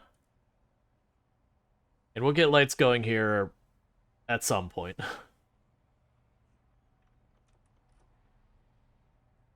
Alright, the medical ward is almost done. We're pretty much entirely out of money. We're just waiting for that trickle of money to come in. But once I managed to hire 2 doctors and a psychologist, We'll get our 10,000. I'll be able to take another grant for however much money. We'll do the visitation next because that should pay me, I think, $10,000. It's something I'm going to need to keep them from going off the rails, anyways. So you know.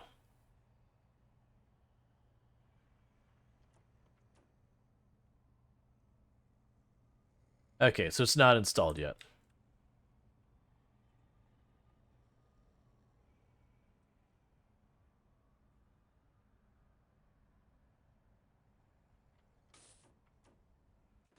Yeah, so at 1,000, I'll take prison labor. And then I'll let our prisoners work for us a little bit, and that can help with having much higher or much lower recidivism rate, which means we'll end up getting a lot better money.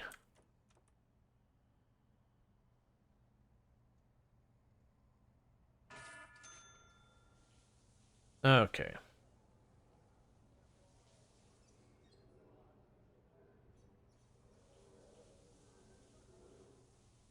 Hey, I'll let you out. Go. You're free.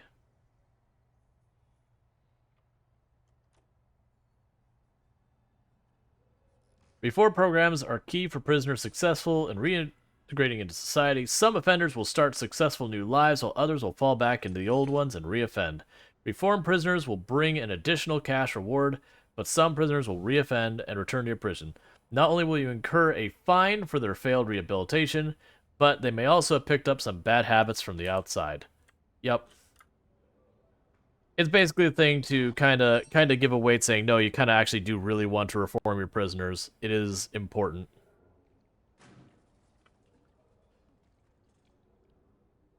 All right.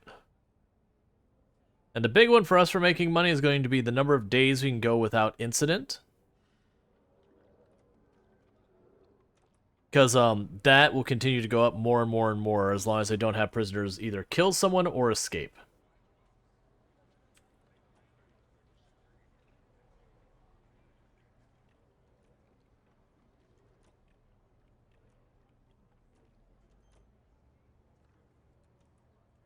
We're also going to need prison labor so they can get some clean clothes and all that. Otherwise, they'll start getting super upset.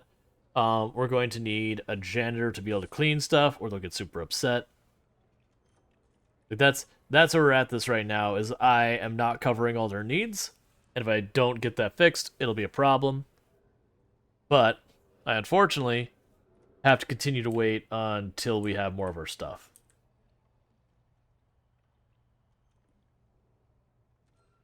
Yeah, because we got health, cell block B. So cell block B is going to be a while before we can finish that one. Same with this one. But if I can get the health one done, that'll be good. I believe I'm just waiting for them to finish the final touches on the medical ward, and then I just got to hire doctors and all that.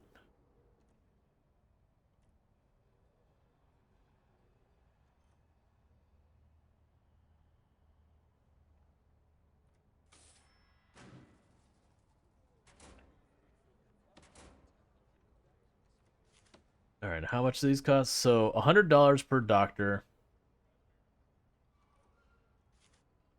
I don't have access to psychologists. I have research I have to do. It's 500. That sucks. We'll get it though. Go fast.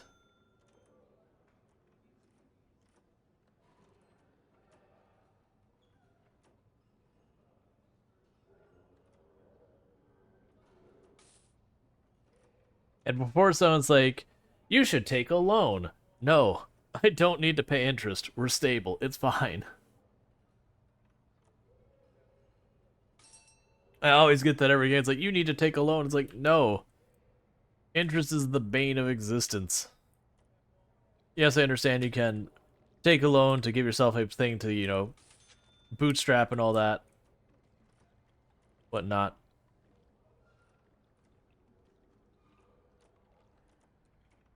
Alright.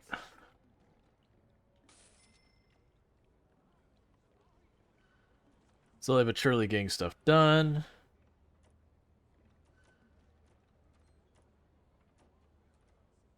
Yeah, so should end the day with about $1,000. And I think that'll be enough to finish the medical grant.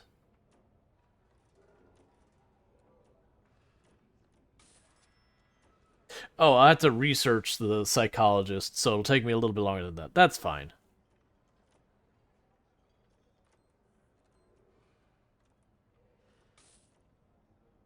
Okay.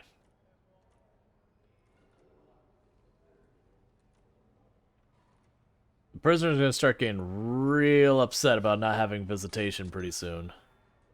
Never mind. I didn't realize we were still missing furniture for this room. I will not be getting that in the immediate future. It is what it is. I just kind of have to wait till we get to the point where I can do the next construction. As the game goes on, you get to do stuff faster and faster and faster, just by the purposes of having more and more prisoners means more and more people paroling and more people you're getting your daily paycheck for. Even though you do have to increase your staffing, as long as it's somewhat reasonable, it's almost like all the games, like City Builders and all that, that you end up increasing your revenue as the game goes on, which opens up more and more opportunity to progress things. All right.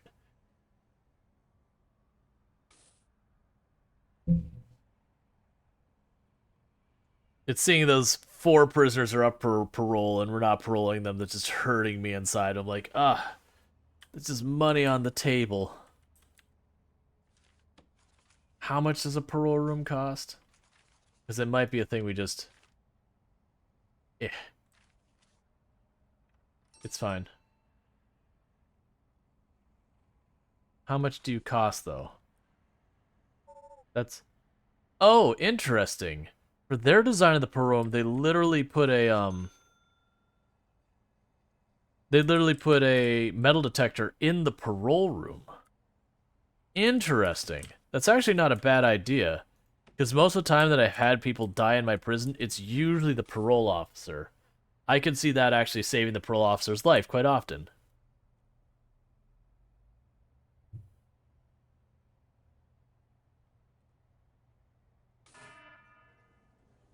I would have never thought of that hadn't I done the quick build thing. Because usually for me, I just put metal detectors like right here at the door. See, because I do that too. I had one parole officer get murdered. Now I always have one inside and out. Yeah, like don't get me wrong, I've had the parole officers get done, but it was for me it was always trying to control the contraband going into the prison, which is kind of a lost cause once you start putting a bunch of things like the workshop in there. There's just too many Okay, so they did resolve the fight. Did resolve the fight successfully. We did have someone get in a fight. Um, they want me to give the person medical attention, but I don't exactly have what we need for that. Like like that's actually what we're working on right now is trying to get that. So 1/3 of my prison is currently up for parole, roughly.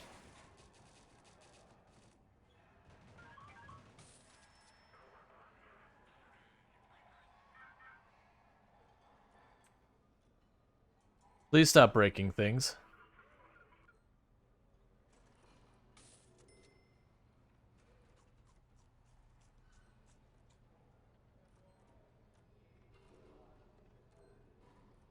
Like I have a really big cash flow in, but it's not getting anywhere. Oh, you damaged all of your stuff. That means I have to buy replacements.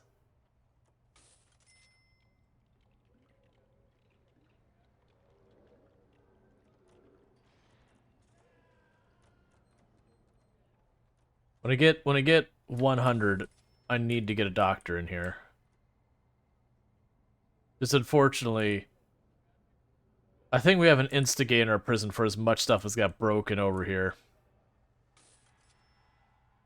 Like, there's an actual thing called instigator.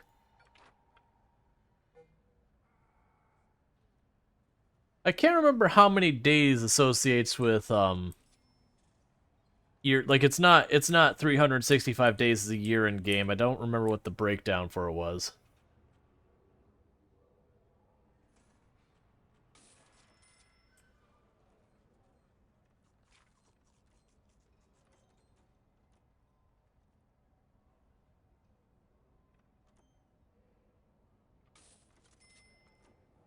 Got a prisoner bleeding everywhere. I really want to get you your medical, but I'm gonna need you to not break your crap for a minute.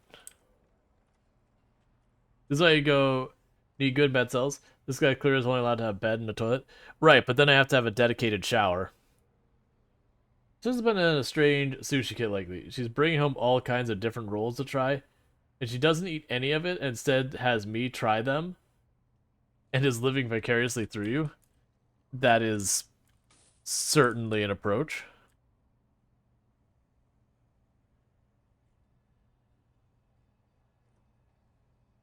Yeah, I do have a shower room at the top.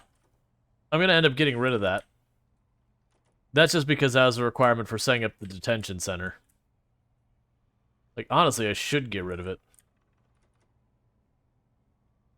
Yeah, if I ripped all this out, I could turn this into visitation.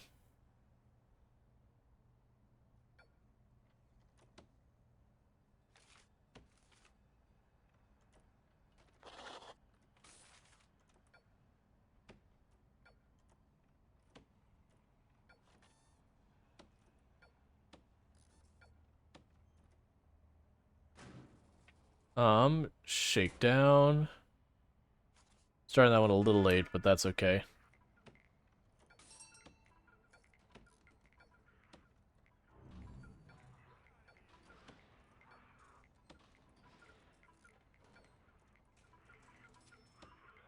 You feel bad for saying don't get this? I mean, if someone's buying, like, you the whole gambit, like, Tomb is notorious, so you'll be able to kick, like, oh, I'm gonna go get, like, chips or something from the grocery store, so I have chips at the house. And she'll buy, like, half a dozen or, like, 8 different kinds of chips. And when you buy that many different kinds of chips where you're trying a whole bunch of new and different things, you're gonna have at least one that's a miss. And so it's one of those things like, hey, you got 7 out of 8. It's pretty good.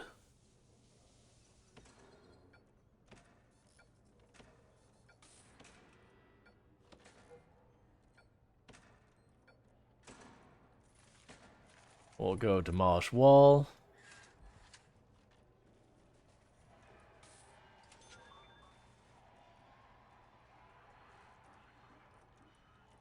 Stop breaking your stuff. I want to give you medical attention, but I cannot hire people who do the medical attention if you keep breaking your stuff and I have to replace it.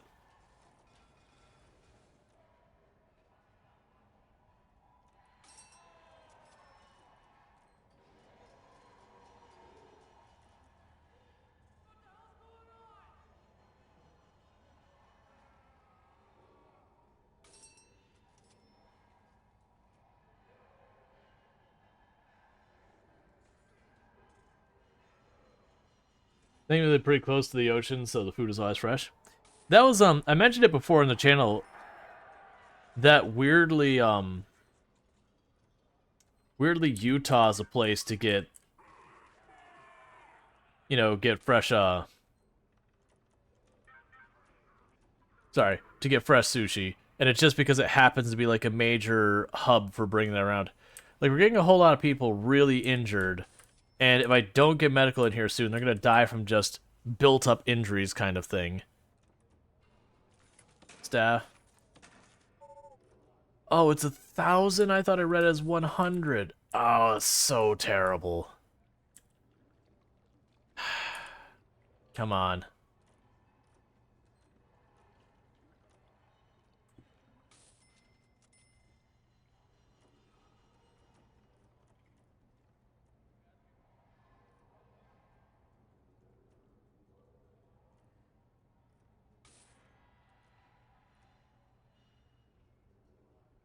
Yeah, the big thing is they keep replacing their broken furniture. No, it's a few decimal points between friends.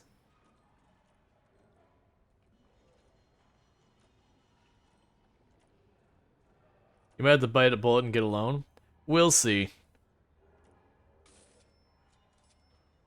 I mean, if they die, that's kind of their own doing. If they're continuously kicking it off, getting fight with guards and all that. Because, like, right now I can't even set up visitation or anything because they're eating up my money. Which is a sinner saying, like, oh, you're going to be making all this money. It's like, but I'm not.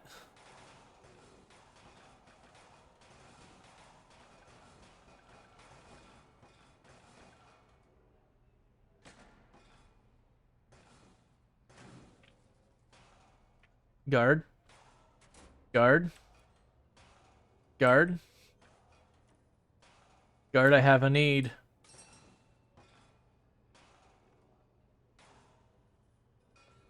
Where are you, guards?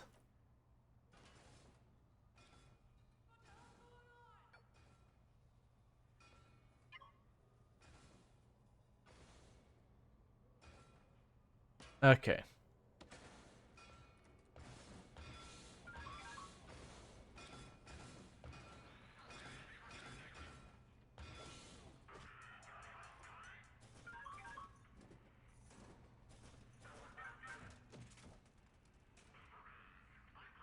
It's just whoever this one in this cell over here seems to be the problem.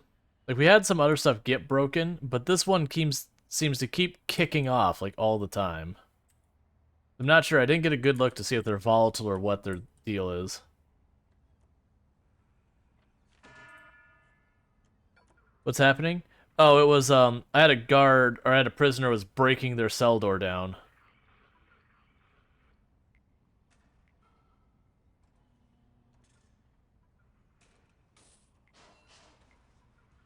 Oh, prisoner reoffending, you jerk. Ow. That wasn't even a paroled one. Ah. Well, that's a problem. That means a whole lot of nothing's getting worked on for a while. Because the worst thing is if you actually look at the loans, where was it? It's under your finance tab. No, where is it? It's here somewhere. I can only take a loan for a maximum of 2,500. So even if I took the maximum loan, it wouldn't fix it because we got nailed with a $5,000 fine for a prisoner reoffending.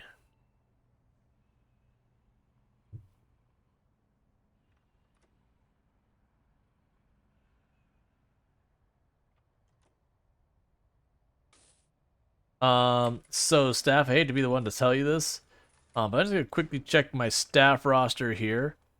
Let's see. Where is the staff listing? Staff. You're tired, you're fired. You're tired, you're fired, you're fired, you're fired. Okay.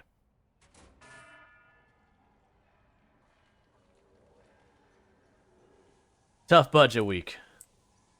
Laid off half our workers.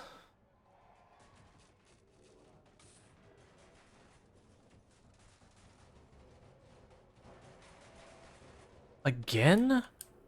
Come on. Get in there.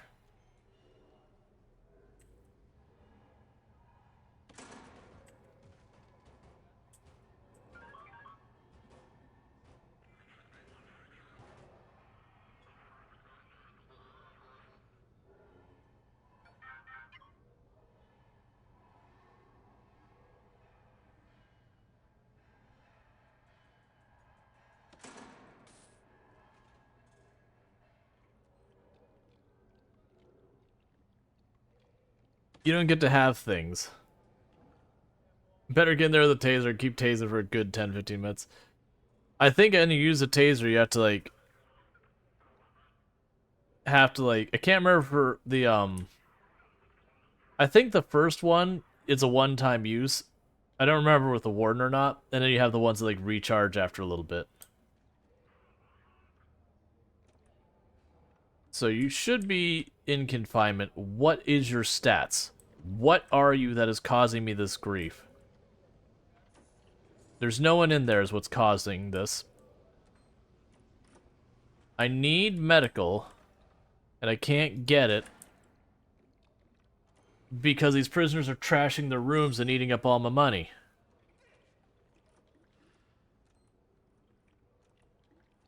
We don't have shotguns. That is a whole lot of research later. Like, honestly, that prisoner wouldn't be that big. No, it's probably the prisoner just went to a different cell. Oh, no, where they probably went. They're either in solitary confinement. Yeah, solitary confinement is full right now. With injured prisoners who are in terrible shape, who are going to almost certainly reoffend with how injured they've been the entire time they've been here. The good news, technically, I haven't had an incident yet, because it's only death or escapes that count as incidents.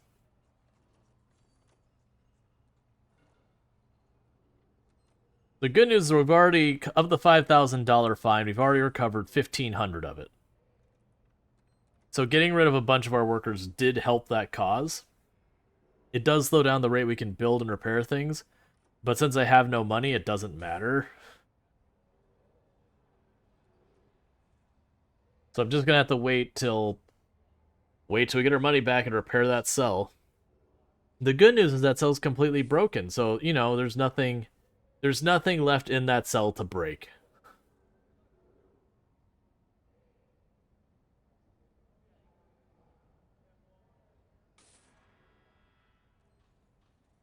So we're just making time go as fast as we possibly can. I wanted to catch what prisoner is doing that in that cell.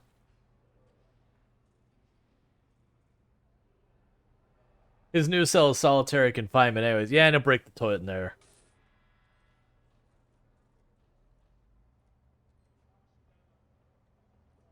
Yeah, because I currently have 8 prisoners that need medical attention.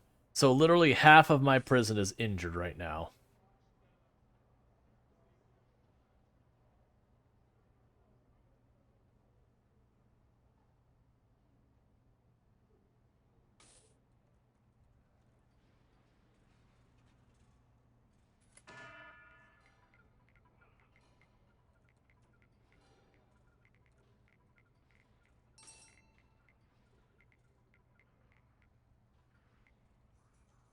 Have you can do better than that, 3/4. That's not the goal. The problem is I don't have medical set up, and I keep breaking all their stuff, so I can't get it set up. Yeah, so now it's showing as minus 1791 because of that $5,000 fine we took yesterday.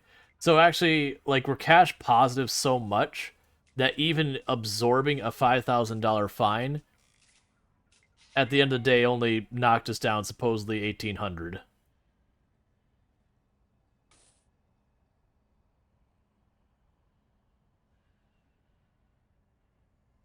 And that's because we fired half of our workers, because I couldn't do anything. And that's because with the warden mode, I'm having to incur all these extra expenses by making these walkways that I can run around in that keep me safe. That's alright. Once I get some of these other needs met up, like visitation, because that's what thing's really hurting us, is they're getting really upset about their dirty clothes and not being able to talk to their families and all that. Once we get some of that sort of stuff sorted out, a lot of these fights will start dying off. You'll never get rid of them. There's people who just kick off anyways. But the more you meet their needs, generally, the easier it is to work with your prisoners. I really wish instead of those 2 offices, I would have gotten parole up. I don't have the payphones yet. The plan after I've got what I've got here was to build parole, which I get the 10,000 for finishing my medical. Then I'd build parole, which is that's not even for a grant, that's just building parole. And then I would do visitation rights, which includes the payphones and all that. We just hadn't gotten that far before money tapped out.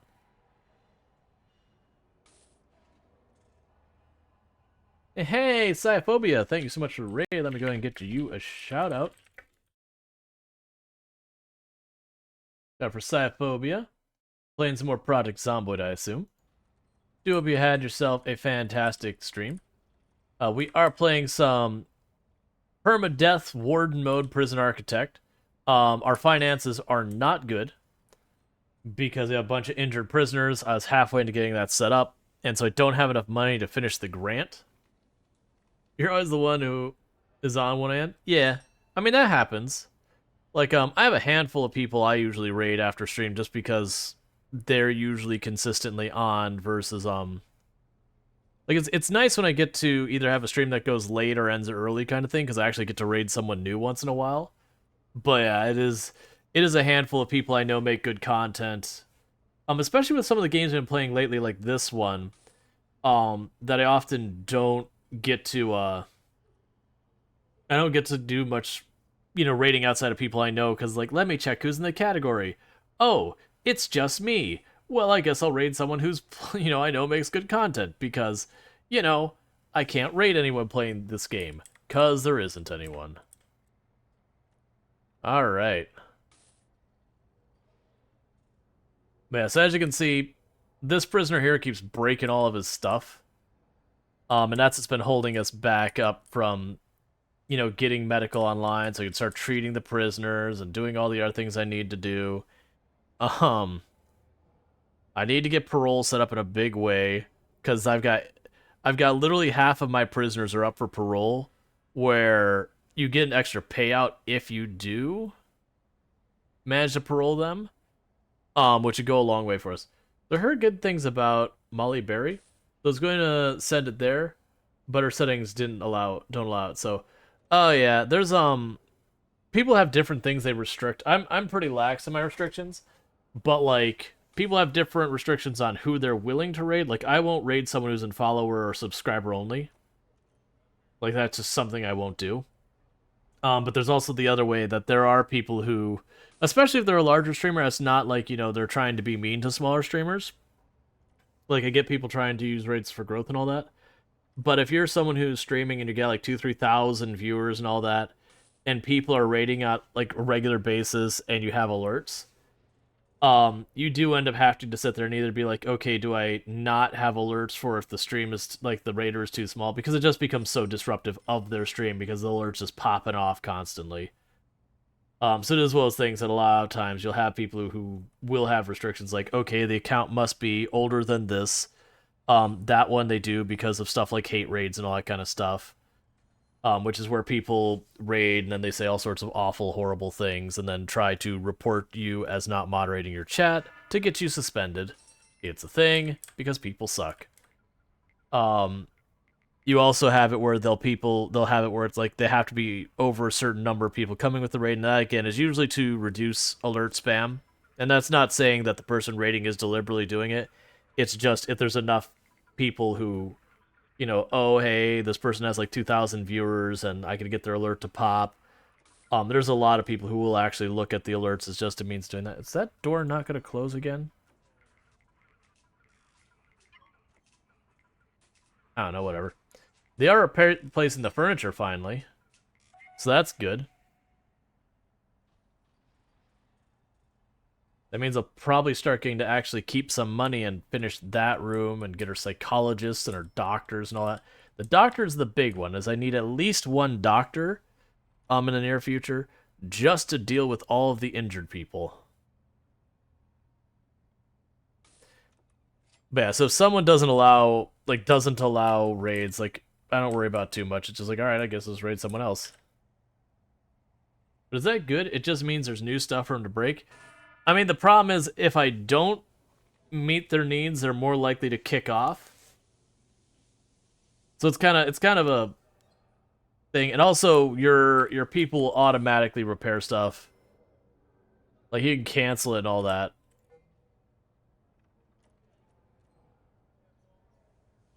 All right, so I can take the shower off of their schedule.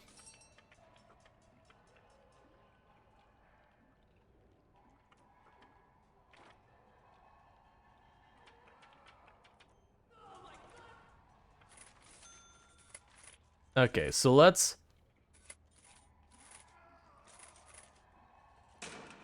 So your work/free time now. Your work/free time now. Your eat and lock up. Eat and lock up.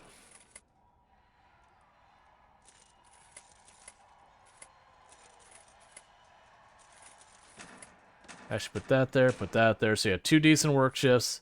Got a little bit of lockup time up here. We'll do that. Okay. We could research needs reduction, and unconscious prisoner has a few. Chin scratch for unethical sciences. That's the thing. They have it like literally you can't like permanently knock out your people or anything like that. Okay. There's 1 television left for them to replace. Then they should be working on this room. Then I can get my doctor. Then I can research my psychologist. Or yeah, psychologist, that was right.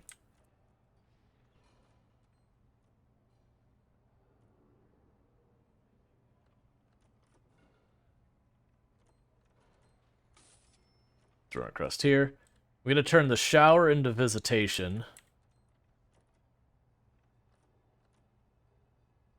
To try and deal with the family waiting need. You're right. I know. I've got myself... Because there's both psychologists and psychiatrists. They're 2 different things, and they're both in the game. And I do constantly mix them up.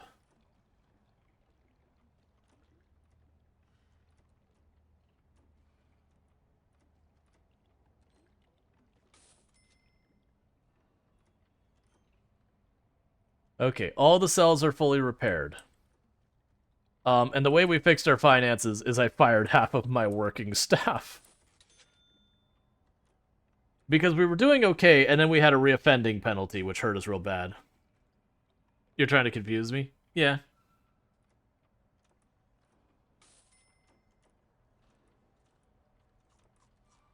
Alright. Was it done with my with my base and silly stuff on Discord? Gotcha. I'll check it out probably after stream. And as a reminder, we do have a vote going on the Discord for basically what games you like to see on the channel. It's the same thing we did last week, but I nixed a bunch of things that didn't have much interest in them and added in different ones. So just a reminder, if you would like to have a little bit more say into what's being played in the channel, that's a good way of doing it. Because I put up 9 different games saying, like, hey, what would you like to see? Right now, RimWorld is unsurprisingly winning, which wasn't a big surprise. I chose not to immediately jump right back into RimWorld after a run died yesterday. Just because, you know, I want at least a little break between it. Toward the beginning of stream, I kind of made the point that one of the things I felt happened with me with Project Zomboid is since I was, like, even though it was always variety, I never played Project Zomboid exclusively. Like, it did get the most of the schedule, but since I'd go from run to run to run, that was like keeping it at 4 days a week, the channel got very tied to Project Zomboid, which in my opinion is a bad thing because it kind of pigeonholed me into that content. And it also had the issue of, like, right now, if you look at it, there's only a handful of people who are making it on Project Zomboid as their only game, or like the game they play all the time. And they've, individually, they're not necessarily seeing a reduction in viewership, but the category has been. And it's just one of those things that, like, if you're a small streamer popping in there, don't be scared of the category. But it is a thing that if someone's full-timing and everything, it's going to be very hard to grow in that category since it is a declining category right now. Which doesn't say anything good, bad, or otherwise about Project Zomboid. What's good on Twitch and what's good about, it's good about a game, totally different things. I'm surprised how few people are streaming that right now. Oh, Project Zomboid? No, it's very genuinely, the numbers have been dipping on Project Zomboid. It's been pretty steadily going down for about 1.5 years, I think now, since Build 41 dropped. Yeah, Project Zomboid has a lot of ebb and flow. Yeah, so that's one of the things, like, and I'm speaking from the references of the English category, for the record. I'm not taking consideration the Korean, I'm not considering the German, I'm not considering Spanish, because it's been one of those things that, like, Project Zomboid bumped up really high in English, and then you had, like, Korean, and then you had Spanish, and, like, they've kind of been, like, a weird ebb and flow with it. Okay, so the medical ward is finally done. I do not have any doctors, though, because I can't afford them. They cost 1,000 gold, or 1,000 money.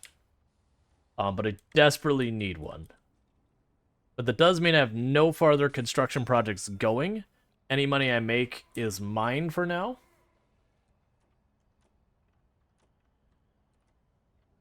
Part of me wants to just Well, no, I need the doctors due to all the injuries. I'd say part of me wants to just put the parole up as fast as I can, because if I can start paroling these prisoners out of here, that'll be extremely lucrative. But with that many injured prisoners are not likely going to make parole. Because there's penalties for unmet needs, and injury is definitely an unmet need.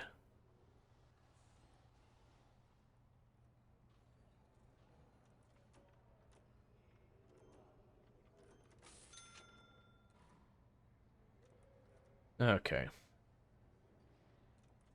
But yeah. But the point was all that is I wanted to deliberately be intentional to make sure I didn't find myself pigeoned into Rim World.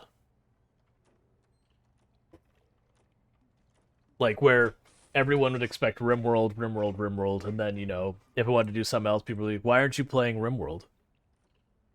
Like that was honestly I feel like Mr. Lamprey's channel has been growing pretty well despite being exclusively Project Zomboid.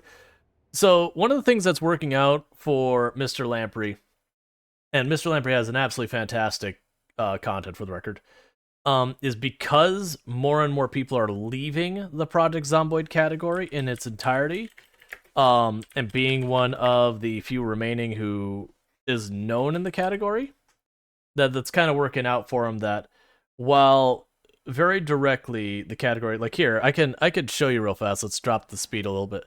I can show you real fast just what I'm talking about here. Come on, browser. Like, this is the Project Zomboid category over the last 30 days. Every single one of these is negative.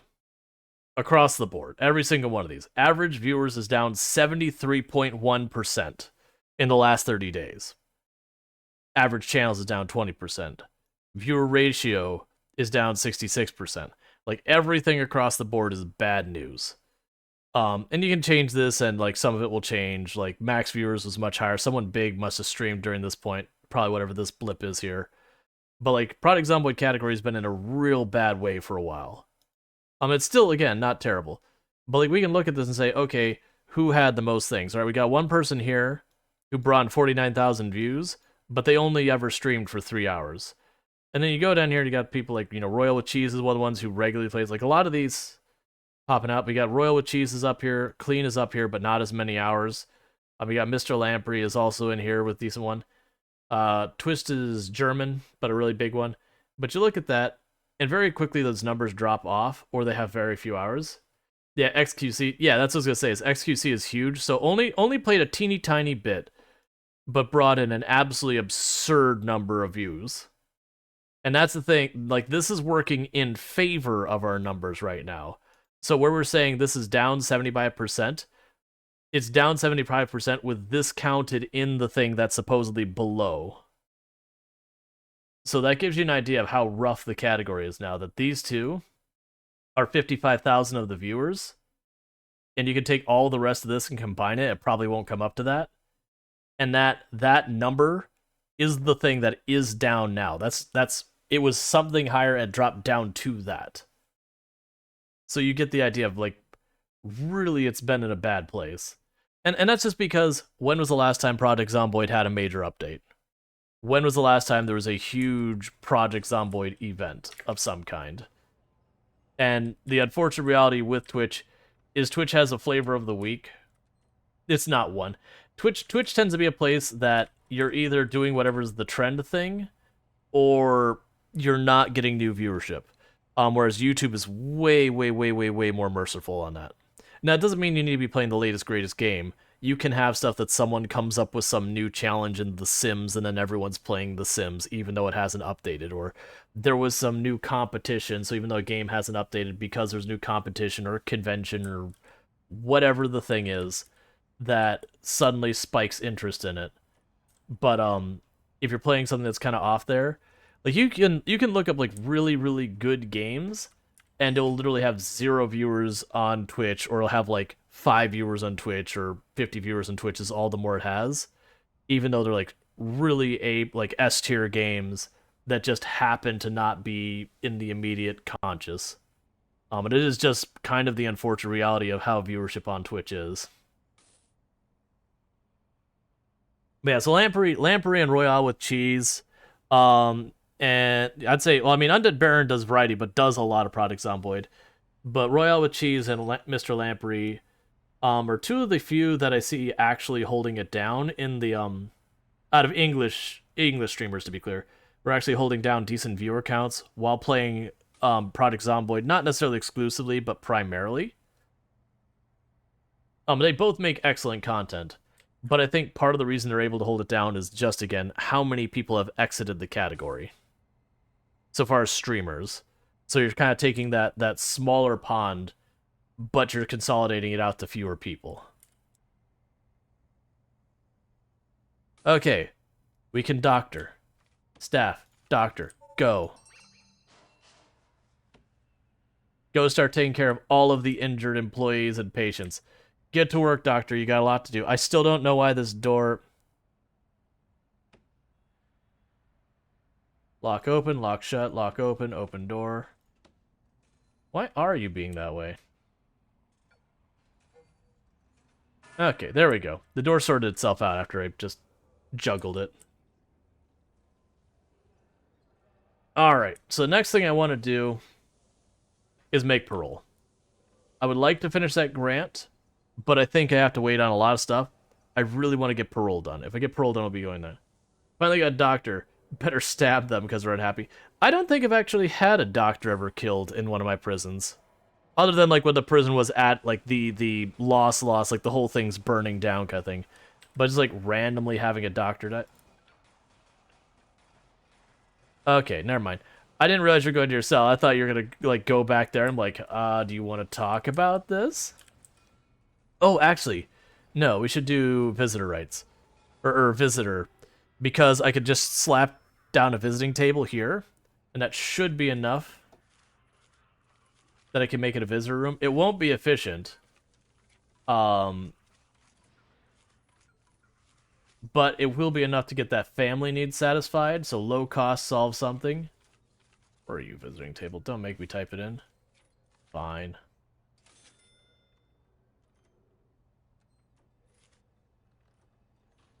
There.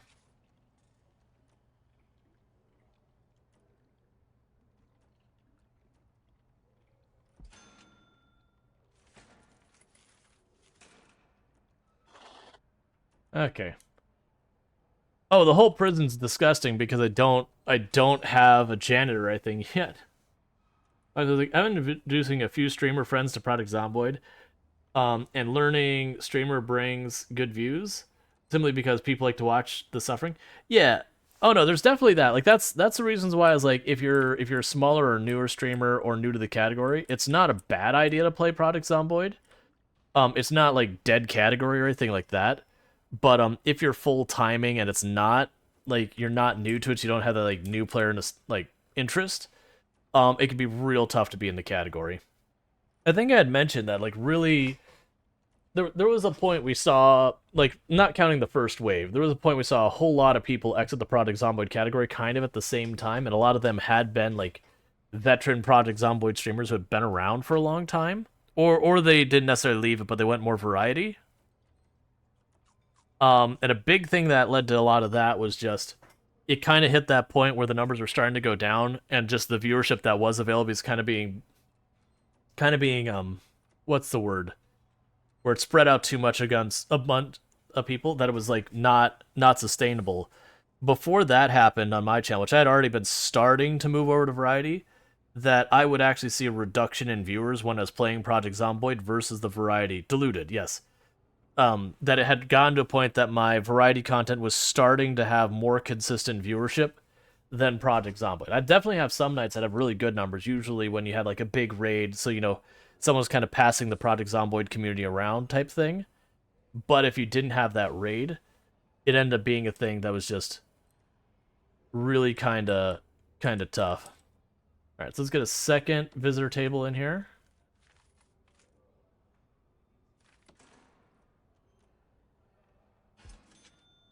And that should be enough for that. So that should get our family need handled, so that'll be one less thing for people to kick off with. With that said, I'm going to take 2 seconds real fast. I need to grab myself a new drink, and I'll be right back.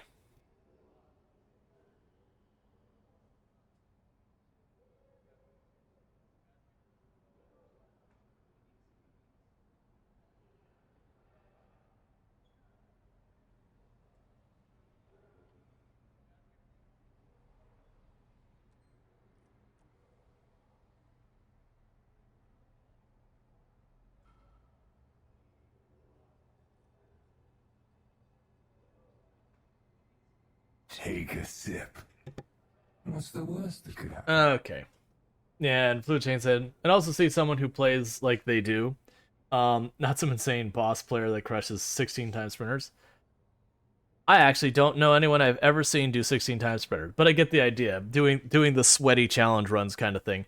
But that's kind of the natural progression of when you play Project Zomboid, though, is you play, and at first you don't know what you're doing, and you die a lot, and you're learning the game mechanics, and yada yada yada. And that's no one gets surprised by any of that. That's pretty straightforward of what you expect there. But the next thing you do is go, okay, well, you either go into sprinters, or you go into 16 times pop, or you go into stuff like multiplayer. Because once you get to the point that you can kind of handle the base game kind of thing. Oh, well, I know, yeah, there's been people who have tried 16 times sprinters. It's just one of those things you just can't do. Just unfortunately, sprinters kind of break the way combat works. But yeah, so it is one of those things. You either do more zombies, you do sprinters, or you go multiplayer. As your next thing, whether that's RP or not. Because there's really not, I mean, you can do silly mod runs, but I found silly mod runs tend to be one-off things you do. And there's challenge mods, which I guess would put in as like a 4th category. But the point is, you do challenge stuff. And the problem is, with Project Zomboid in its current iteration, is once you get past that like the initial survival phase, it doesn't matter if you're doing like the sweatiest cryogenic winter you can. It doesn't matter if you're doing toxic fallout. It doesn't matter if you're doing 16 times pop. Sprinters are a little bit of a weird one. Multiplayer, just you're leaning on the social side of it. Like, it's not even about Project Zomboid anymore. Like, Project Zomboid is just the thing you're doing the multiplayer in. But there's only a couple ways to make the game challenging, and all of them, it's like, here's you started the game, and then you got over that like that first month or so, and now the game's easy. Or I shouldn't say it's easy. The initial fun challenge is trying to get over the next hill goes away. That's one of the reasons why I end up leaning into 16 times pop more than anything else at all, was just with the 16 times pop kind of thing, is it took me the longest to get over that initial hill just by the sheer number of zombies. You can theoretically do 16 times sprinters if you restart until you get a car key in Gasher's doorstep, and got like 20... I got 20 days by like driving to an abandoned riverside. Directly because restarting that is not fun. Well, I mean, you could also, if we're going to argue with that, you could do 16 times pop sprinter by just using Pillow's random spawn mod, and then just restarting until you find yourself in the middle of absolutely nowhere. But then that's not really 16 times spot printer. That's Project Zomboid with no zombies. Like, you put the settings to their absolute max, and then said, but I'm just not going to engage the difficulty thing. That would be the equivalent of, in this one, saying, okay, I'm going to do prison, like, Permadeath Warden mode, and I just never took into prison, instead made a power company where I spent, like, put all my time into making power, renewable power, and then selling off the excess, or growing trees or something. Which isn't a criticism for people using that strategy. You're cleaning that slowly, but surely. Like how you do regular 16 times. Yeah. It's just with the sprinters, for those who haven't messed with sprinters, the issue you run into is you can never... Where are you going? Search this prisoner. Search them again. I am unsatisfied with your searching. There. Because he ran out to a secure part, which means you instantly knew he was guilty. I need to get deployment so I can tell them they're not allowed to come back here. Alright. Can I get parole built? Back through here real fast. Is that is the big thing I want to make happen. Because if I can get parole up, we could start paroling a whole bunch of prisoners. Oh man, that's still too much money because it has that metal detector in it, which I want, but it's so expensive. But yeah, so the problem with sprinters and Project Zomboid is because of the way the game mechanics work, you can't reasonably fight more than like two of them, and even that, like two and more gets dodgy real fast. You saw a video where people get drone deliveries in prison now? Yeah, so it's I mean it's a thing in Project Zomboid. They don't, or not Project Prison Architect, they don't tell you that it's drones, but it's literally if anything's near the edge of the fence, there's contraband just kind of, it's the idea is that they like huck it or catapult or whatever the fence. But yeah, just get more money. I mean, we're working on it. I'm making 1,600 a day profit. That's with additional expenses. They can't quite get my camera far enough over there, and I don't want to run out into prisoners, so that's fine. We'll just wait till the day's over. We'll plunk down parole. And that should work out perfectly for us.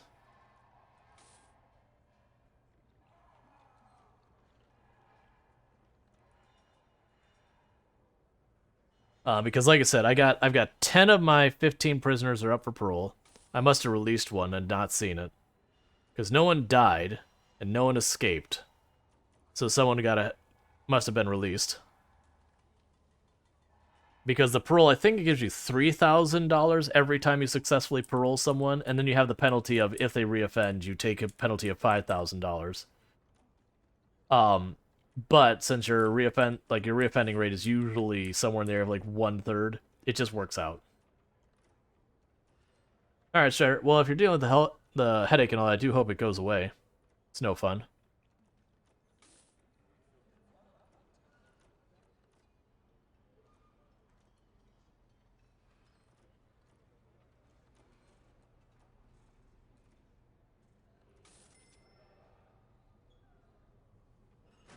Check your regime again. Okay, so with that, we should be good to start shaking everyone down. Toothache. That's no fun. I've been there. Alright, so where is parole again? There you are. Please. I don't know what you cost, but I need it to be less than what it is. Alright, so 500 for psychology. The other doctor costs 1,000. I'll just start working on that, because then we'll get the 10,000. I'll be able to get my parole here real fast, and we'll do that. I'm not going to hire the other doctor just yet. I'm going to wait till we finish researching psychology.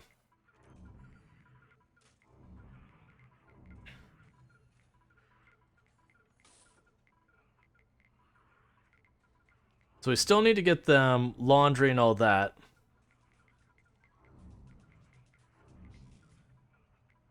So much contraband.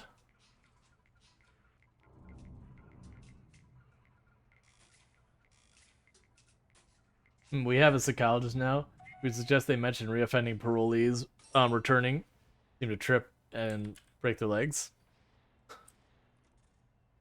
Have you tried not reoffending? That'd be great.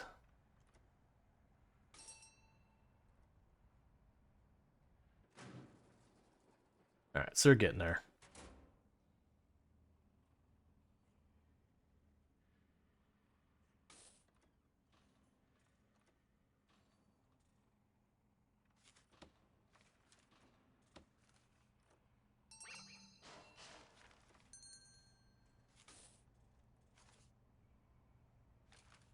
I need a psychologist, not a psychiatrist.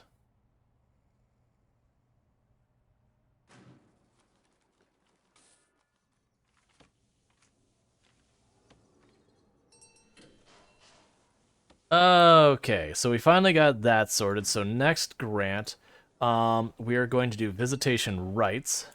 That gives us another $5,000. I've already got visitation built. I need at least 3 visitation tables. I can do that. Where is visitation? There you are.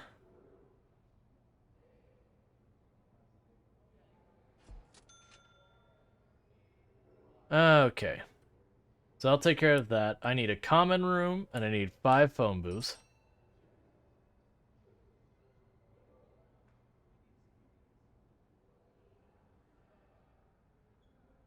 I think my alignment is shifting. Whenever I visit your streams? I think your alignment is shifting? Okay. Alright. Don't.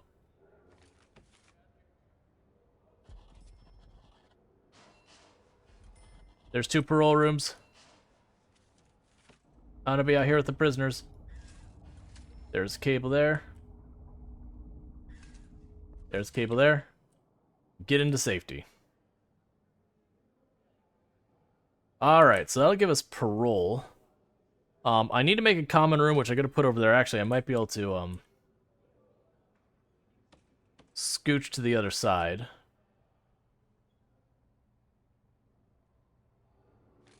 Alright, so, quick build. Common room. There you go. Yes. So, rehabilitation programs will reduce the chance of them reoffending. Punishment will reduce the chance of them reoffending. Like, that's one of the things I appreciate, is the game doesn't, like, really push one way or another. Like, it's not like, no, you must do this. You can kind of run the prison different ways and succeed in different ways. It is a catch, though, that you can't really get away with doing just one thing. You kind of have to do mix and match a little. Flutate said, Dungeon Dragon's term, when your character goes to an extreme on a moral action, I feel myself slipping from neutral good to lawful evil. Why? Why would you go to lawful evil being here? If anything, I usually push back against lawful evil stuff. What does that symbol mean? Okay.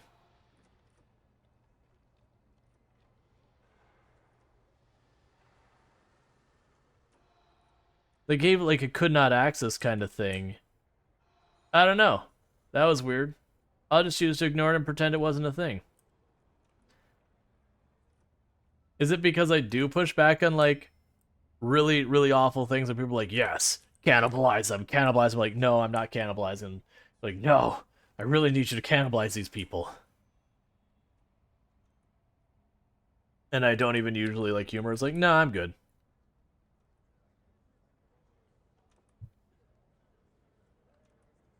Meat is meat, food is food. Yeah, I know, I get the idea that RimWorld is morally ambiguous. What does the big no sign mean?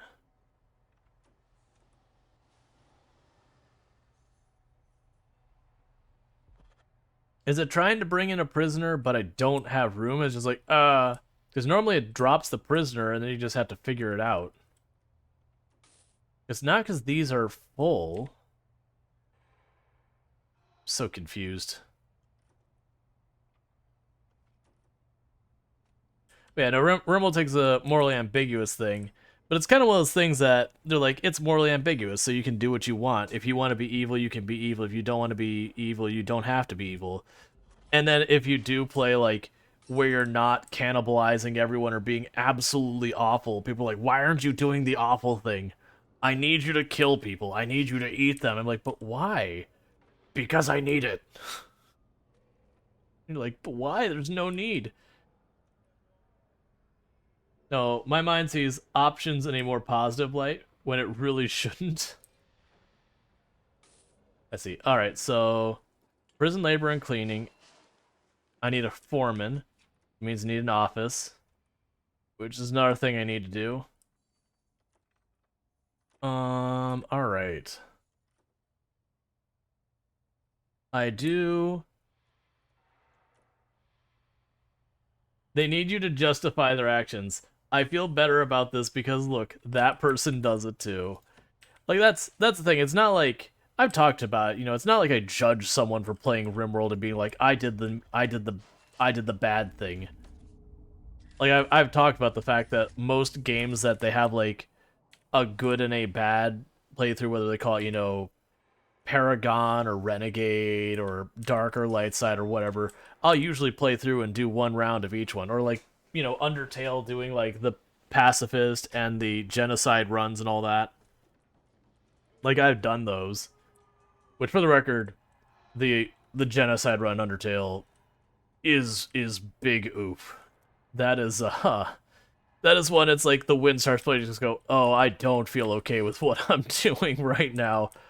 Like all the other ones, like Mass Effect, you do the evil stuff. It's so usually cartoonishly silly, over the top that you're like, yeah, whatever.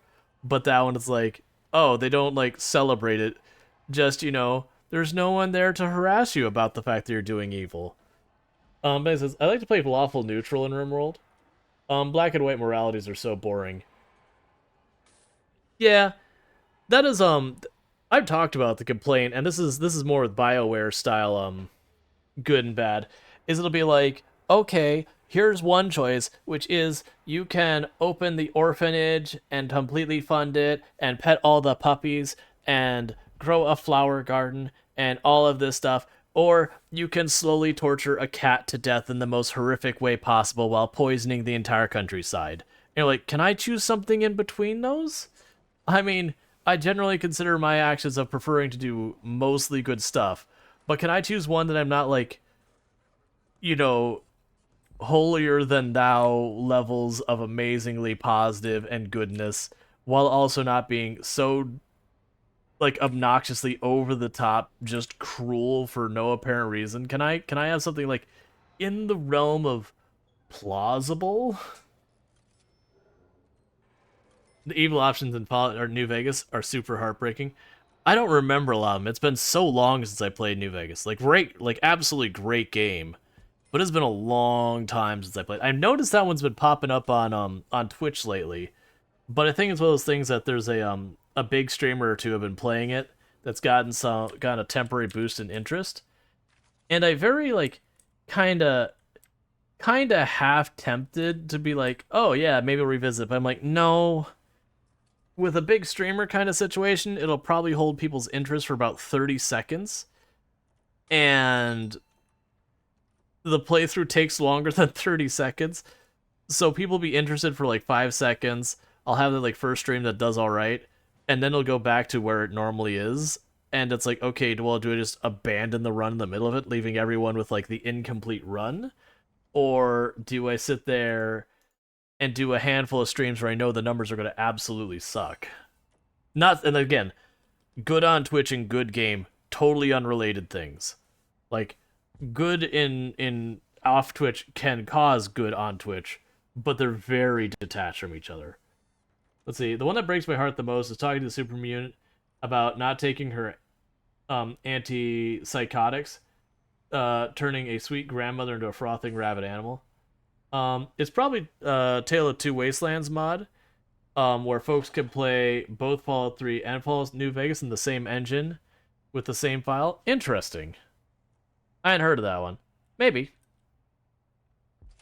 It wouldn't be the first time that like a really good mod, breathed a bunch of life into a character. Like Terraria had that when the Calamity mod first kicked off.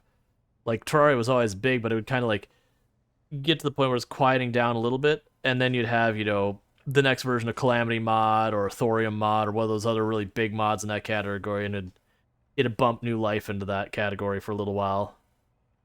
Not that Terraria ever does particularly bad on Twitch. I think it's one of those ones that garners really well because there's a lot of fun you can have with multiplayer working really well with people. It can also work really well in that does this have the payphones? It does not. So I actually need 3 more payphones. It also does really well in the sense that for people who just want challenging gameplay, there's a pretty decent speedrunning community around it as well.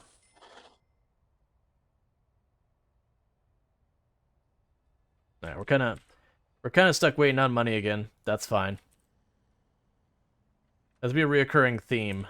But once you get parole, oh, we do have a parole room. Hang on, drop down the speed. Parole. Programs. Yep. Yep.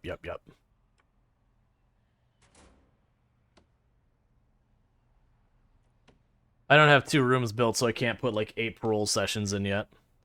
So 4 is, I think, the most I could squeeze in for parole until I get the second room. Then I can go up to 8. Can you pave intersections? Yeah. I'll be able to pave everything. Right now, it's money is the problem. And getting these extra rooms online and janitorial, like those kind of things, that's gonna go a lot farther for me than... What? Why did that prisoner just go right past? Oh, is that my reoffending prisoner that they keep trying to put that person back into prison, but because I'm full, they can't? I saw someone kill Moonlord in expert mode like an hour once. Master mode wasn't out yet. It was Monkey's Death. Oh yeah, there used to be so many ways to abuse that game. Like it used to be, there was meta strategies that I remember there was a way you could fudge the RNG such that right from the get-go, you could get the Reaver Shark really, really quickly.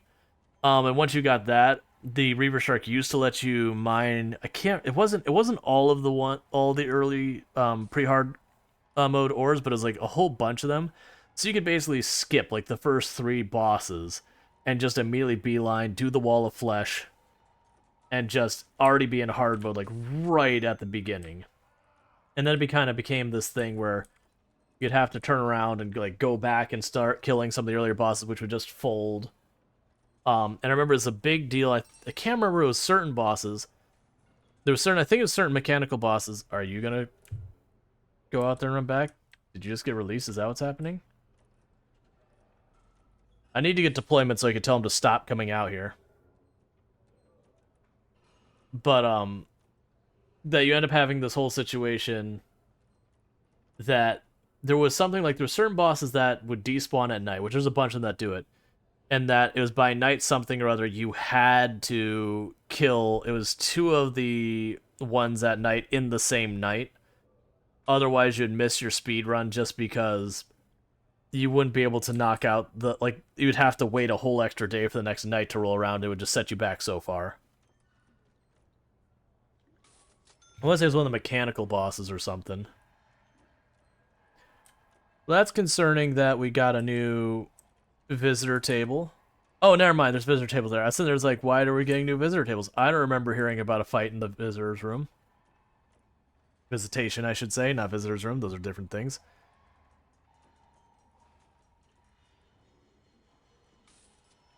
Okay.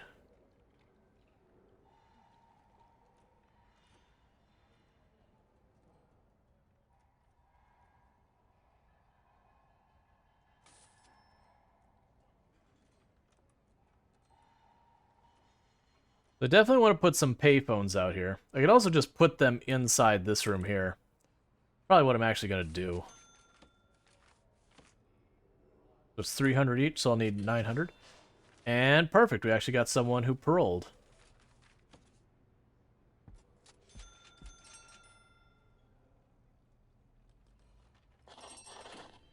And grant finished. So let's grab our next grant. So now I got the visitation stuff set up. Alcohol group therapy, but you have only one person, so it's Alcoholics Anonymous, but everyone walks in the room and there's just the one person walks in the room, sits by themselves, and just has a conversation. Trying to improve that. Sure, I'll have an alcoholics group therapy by yourself. Can I see your needs? What is your highest need? Clothing is your highest need. Fair enough. We're going to approach the grants by what the prisoners need the most to hopefully keep them from kicking off in a big way. Prison maintenance will cover... Not that. Prison maintenance I do need, though. We'll grab that, too. Alright. So I need cleaning, groundskeeping, and all that. So I need a foreman. And he'll research that. And they'll grab 2 janitors and a gardener. I could also sit here... Logistics? Do I not have prison labor? I don't have prison labor, do I? Yeah, I don't have prison labor yet. Okay. And I'll need those. Okay. Yeah, no, speedruns get silly. The Dark Souls, if they're not glitchless speedruns, get real wonky where they break out of the map right away and just go running through empty space, jumping between like hidden objects in the empty space.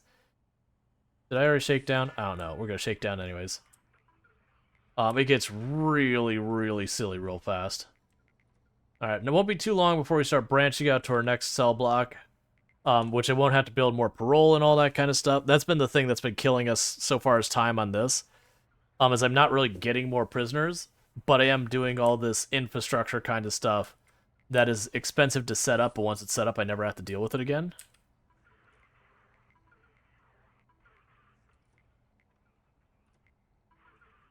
Because I still have this grant for all the prison cells, and I've only got about a third of them filled.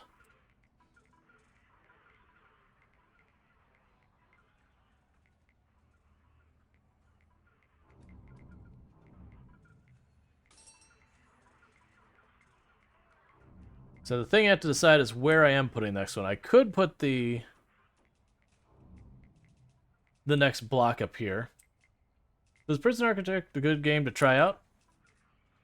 I mean, it's a fun game. Like, I enjoy Prison Architect.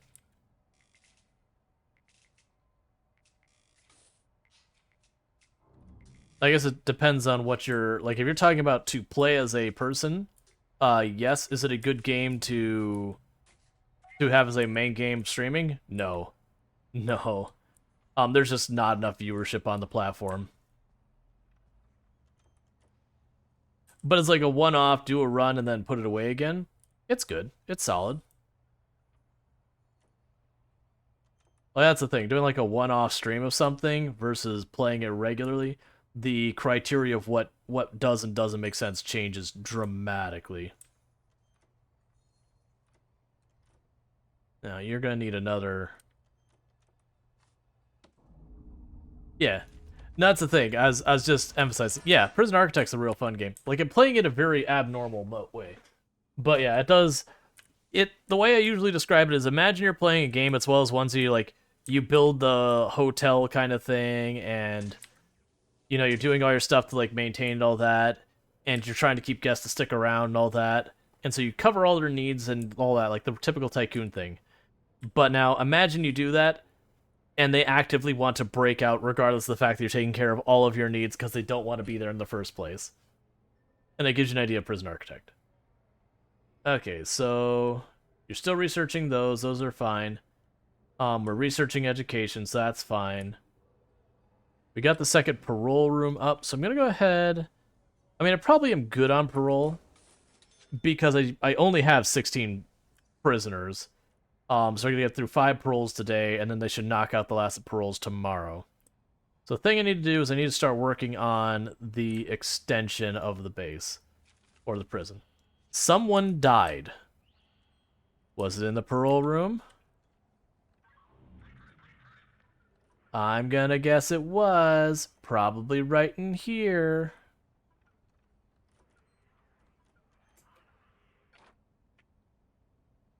What was your experience?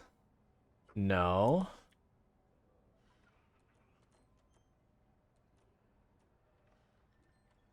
Who died where? Isn't there a school version similar to Prison Architect?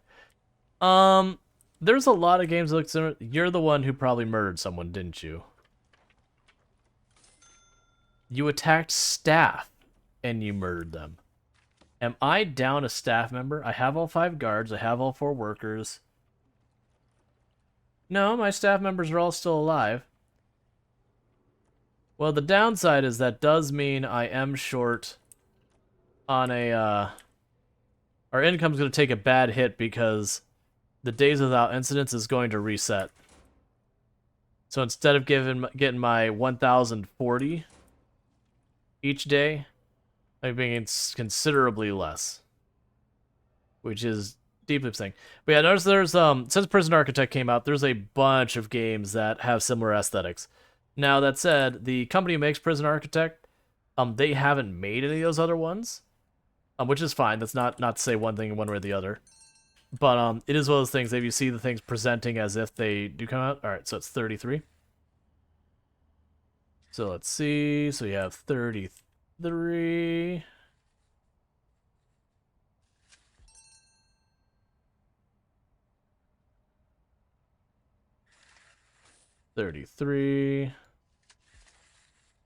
But so if you see stuff presenting that's like trying to make itself look like Prison Architect, it's people who are trying to cash in on it. Because the company behind this, Introversion, they have they're the ones working on the last Starship. So it's sort of the one that's like a mashup of like FTL and oh sorry, Faster Than Light and like doing it in the spaceship kind of thing. But everything else, because you'll see a whole bunch of stuff. Yeah, I know my prison's disgusting. Could you not rub it in my face, buddy?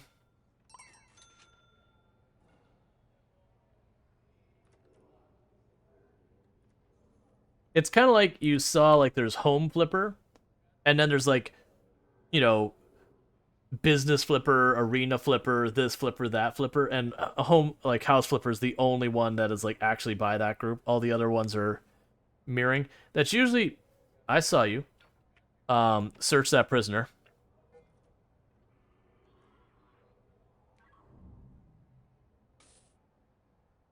Anytime they go run to the fence when there's no reason for them to do so, you're always dealing with contraband. I think the people who pay your non-incident and people who pay your non-incident bonus are paying prisoners to a 1/3 of the bonus to cause trouble. Oh yeah, that incident bonus going away hurts so much. Like this should go away in a moment. Like, I think at the end of the day it'll reset or whatever.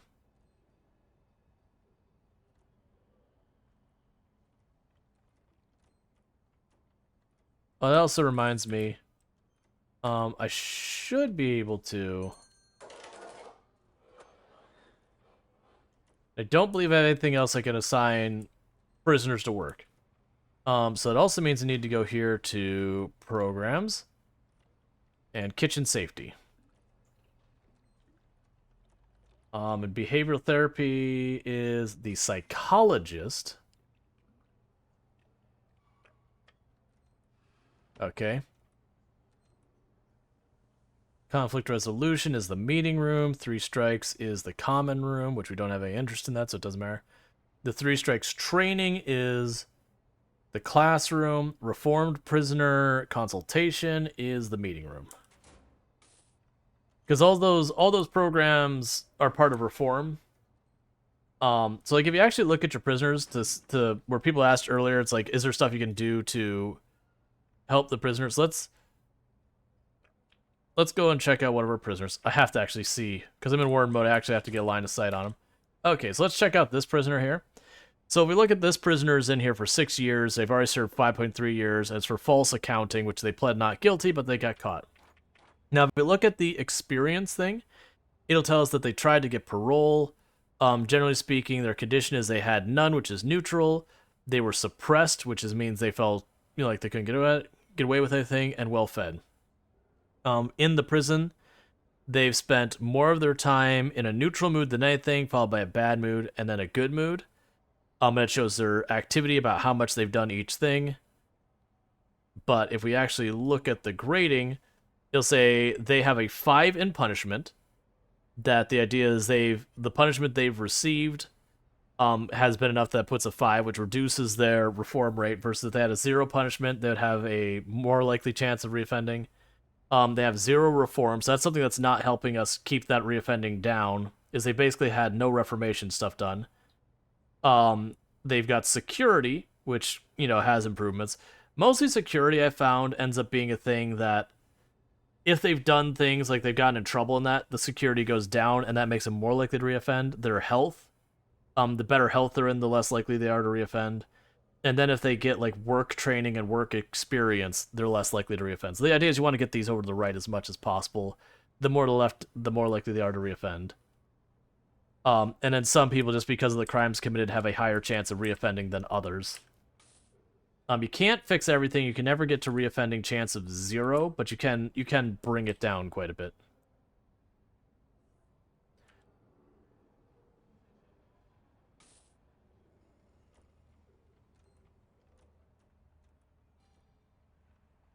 Why are you not researching groundskeeping? Oh, because I didn't choose it. Alright, so that'll give me that. That'll let me get the groundskeeper, which will start letting me clean up the prison. Okay. You start sneaking some lights in here.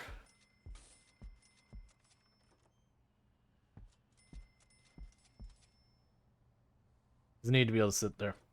So that prisoner had a 32% chance of reoffending. Yep.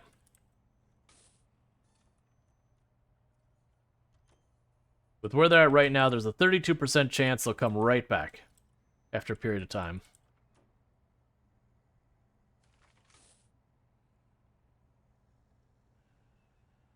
Wonder why that still hasn't been installed.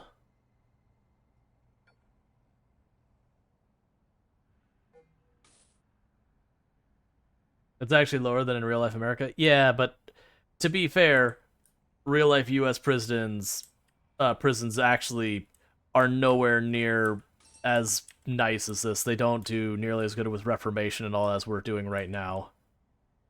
Like, we provided basically all of their needs and all that in here.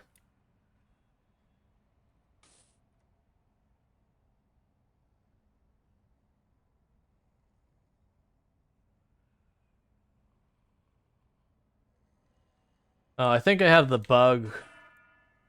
Yeah, okay, so we have a bug going on right now, so you'll notice this is still showing me as Fog Award, even though I shouldn't be. So if you bear with me for 1 second, we're going to save the prison. And be just like, permadeath.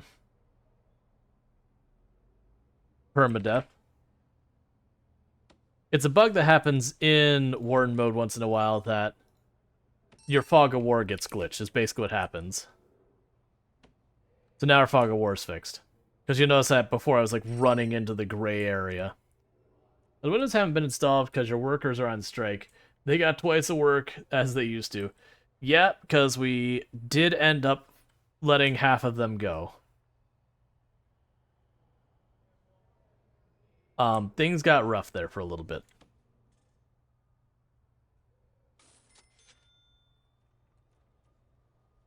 Okay, so we can hire a gardener now.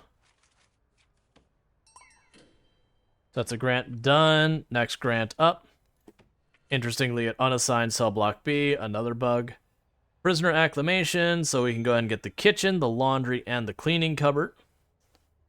So let's go ahead and try and get that going.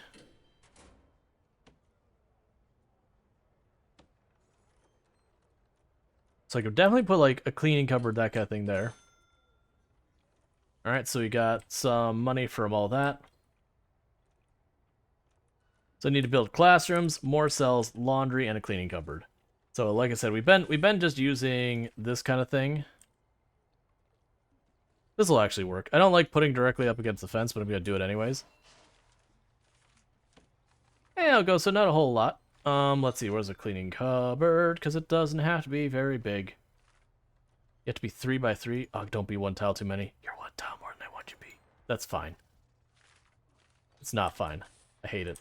Oh, don't want to be out there. Hang on.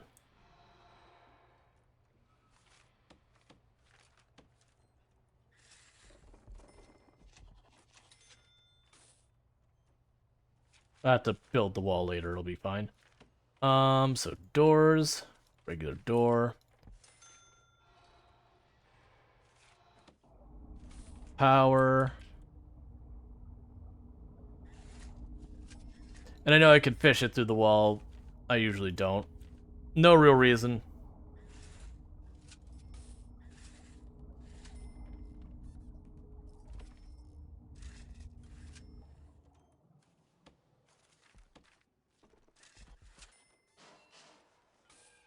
Okay, and so we're gonna room, cleaning cupboard, okay.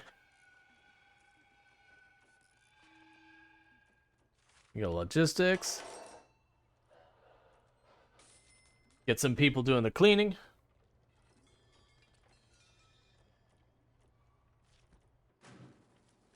Deployment needs to be done. Staff. Chief. So let's build another room right here for right now. Quick build. Where are you, office? Office.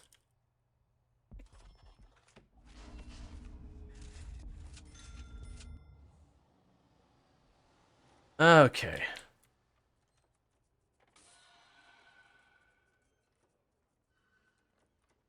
Because I want to get deployment research so I can, again, tell the prisoners they're not allowed in the, like, secure side area kind of thing.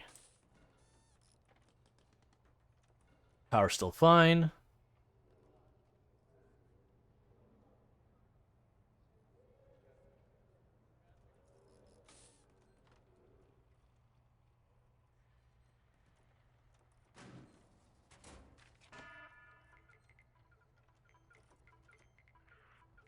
Alright.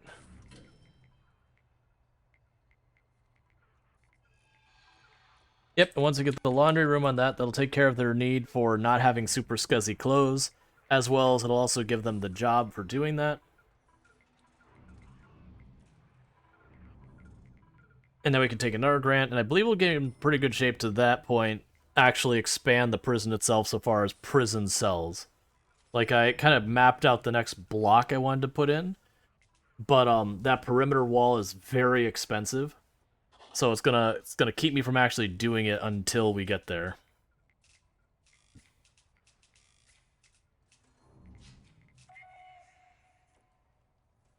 All right. Oh.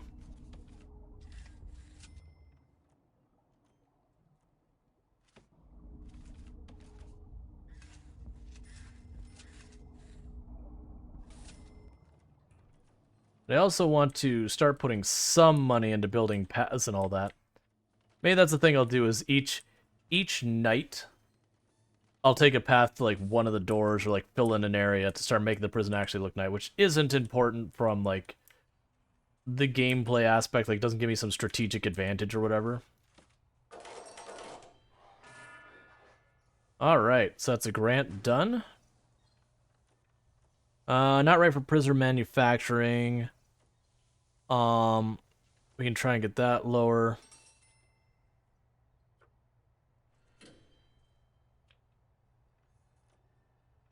Eco-friendly. Alright, we can go and start trying to get renewable power set up.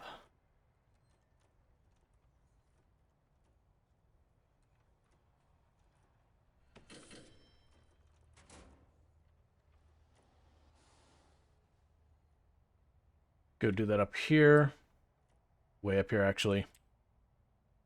Alright, so utilities.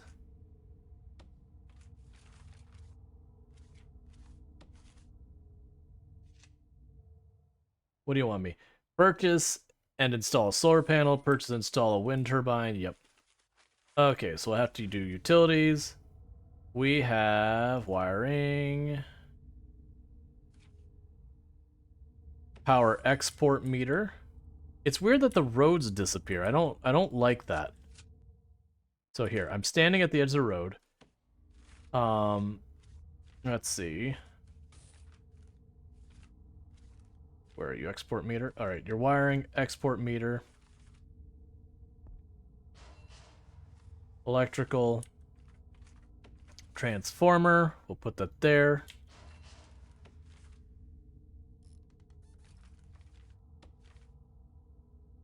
And a battery up here.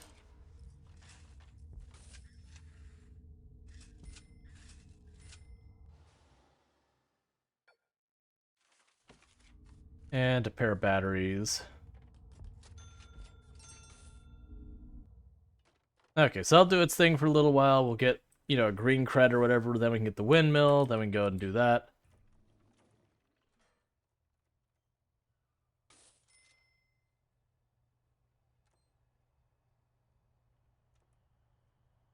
All right.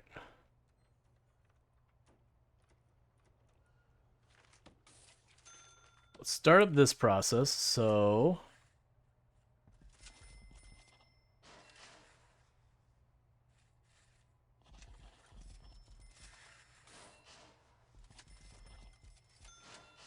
there's the next layer of the exterior fence.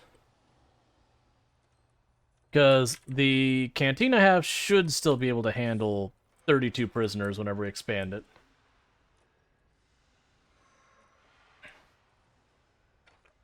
Why are you smelly?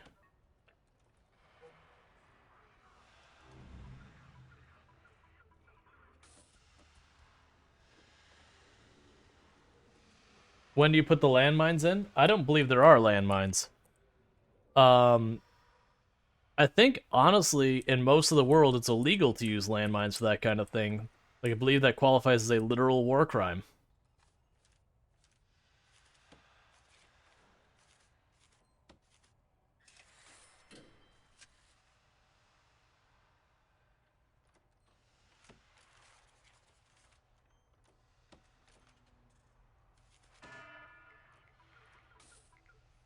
It's not a war crime if you're not I mean, okay. The point is, you're not supposed to do it at all.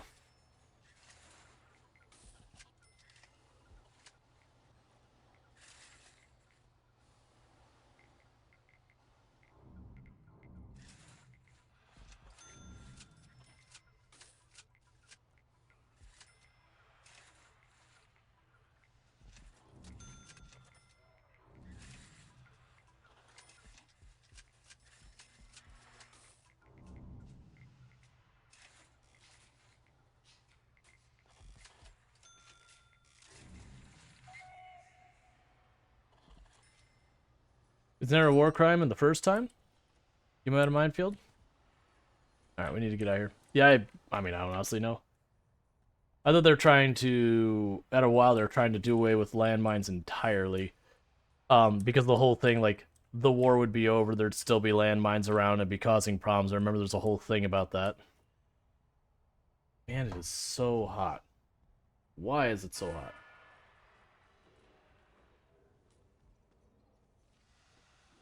My AC being a punk and being like, you want it to be super duper hot. Yeah, a lot of people are trying to get rid of them. Right, because it's the whole thing, like, you'll have set them up, the facility that it was protecting or whatever goes away, the minefield's still there. People, you know, years and years and years later get hurt. That's what's going on. It's literally the AC trying to cook me in here.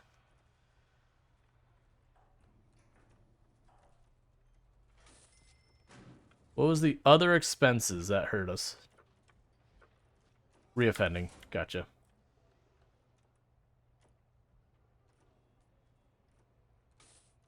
Landmines are only responsible governments. Yeah, I mean, we're not gonna dig into all that. Like, generally speaking, there's been a push against them. Again, for a long time, just because people getting hurt well after whatever's gone on has gone on. Try to remember what this qualifies as. It's not concrete tiles, a paving stone?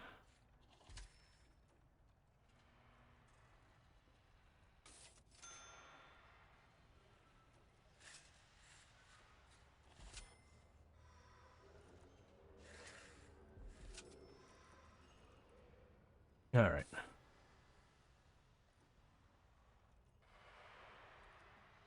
They're still working on that. Once that's sorted, I can put some, I can tear out the little holes in the wall here. We can change this to being just the smaller fence. Do all that kind of nonsense.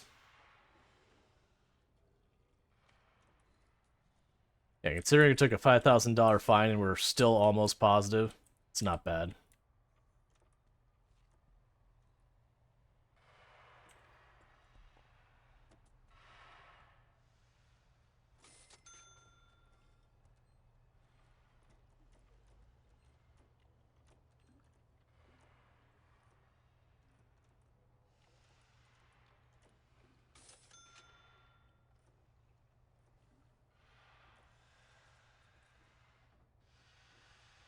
Okay. Yeah, so we're just stuck waiting on our workers. I'm probably at the point. 1, 2, 3, 4. Replace those workers we laid off earlier when things got desperate financially. I was like how you're all working, but just standing in there.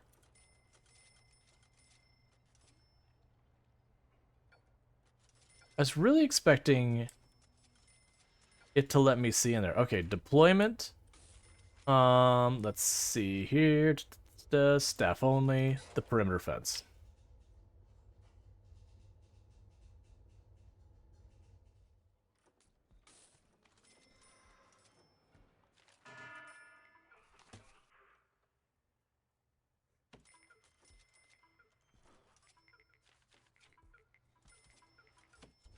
And then also staff only there, there, there, and there.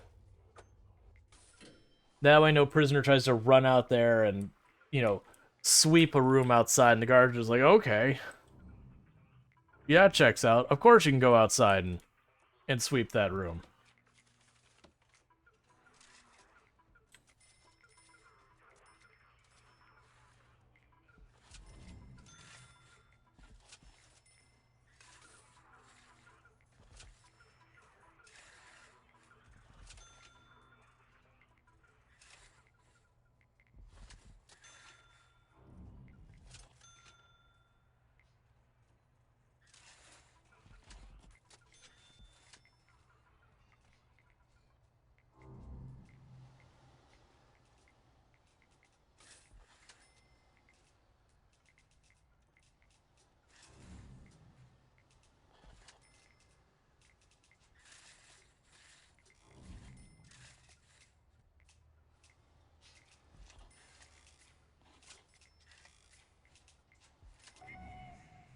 Alright. Go here. Put some lights at the corners as best we can.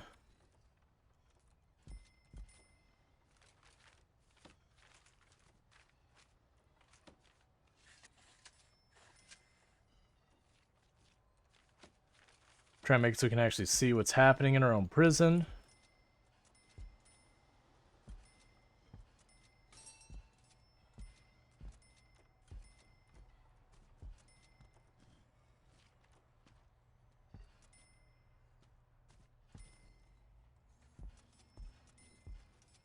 It's like, please stop pushing me. Okay, we can do wall lights.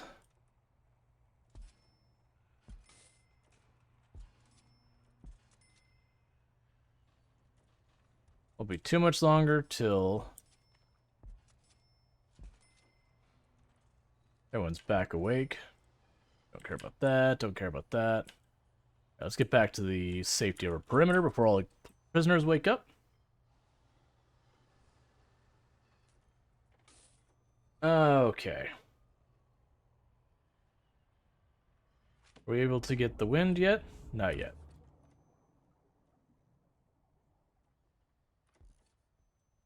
I see. I mixed the floor types. Of course I did. Like this, I do want to be that type payment.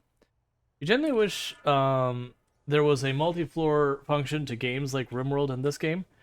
The problem is the moment you enter what they're known as Z levels, it does add an incredible amount of complexity to the UI and everything, and all that, and it can really hurt the player's awareness of how things are working. Like Dwarf Fortress does do Z levels,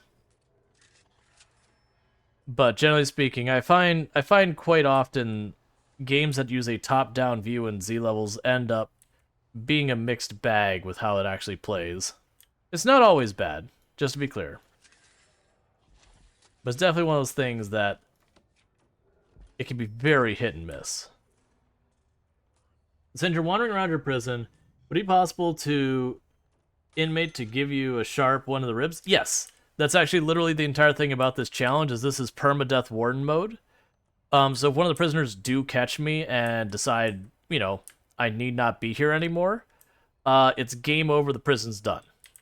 Like, literally the prison is, you know, safe out, gone. No more. That's the reason you'll notice I'm not going around inside that interior area while the prisoners are out. Alright, so that's ready to be opened up.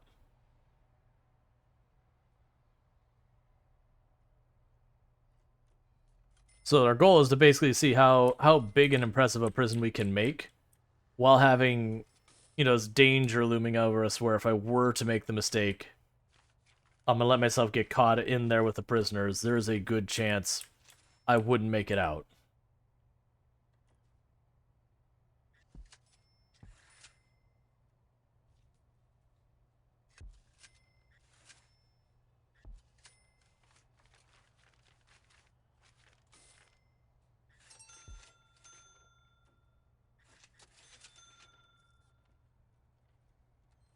I actually do have the choice of having some of my guards escort me.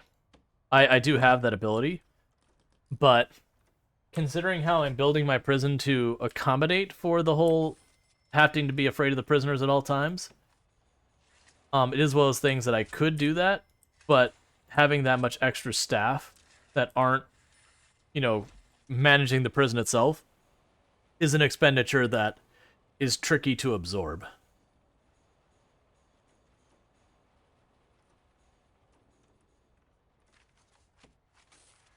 So it'd be a whole bunch of staff that are effectively doing nothing as far as like the day-to-day operations, but I'm still paying for.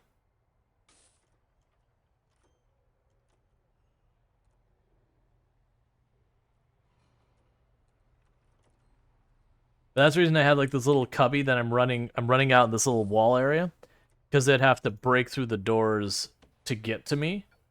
And it gives me a little time to run away. Did they ever fix the staff wanting a toilet in their break room instead of just using the bathroom? There is no bathroom in the game, and the staff never have had a need for toilets in the game. Um, I think there was an extra setting you could do that turn on random needs like that kind of stuff. But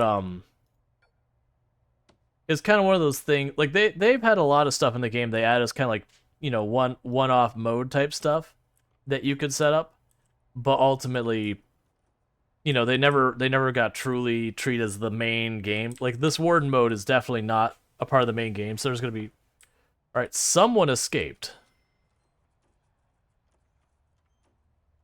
I don't know how.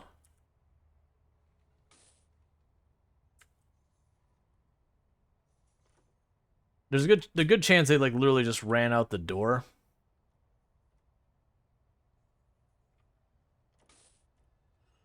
It is one of the things like usually what I'll do with a prisoner when I'm not playing warden mode is around now I take the time to literally put a perimeter fence around the entire property, just so they can't just poke out the door for 2 seconds and then book it.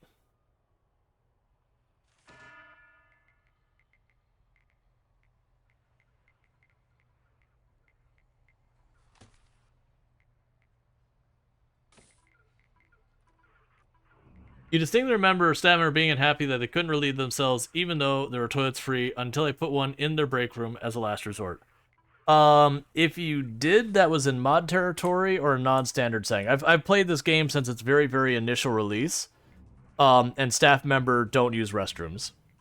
Like so, unless you had a mod you're running or some non-standard setting or something, staff members don't use restrooms. You can have staff member needs where they do have to eat and use restroom, but that's an extra thing you're choosing to go that like was never part of the main game. Like it was just kind of thing they added if you wanted kind of thing.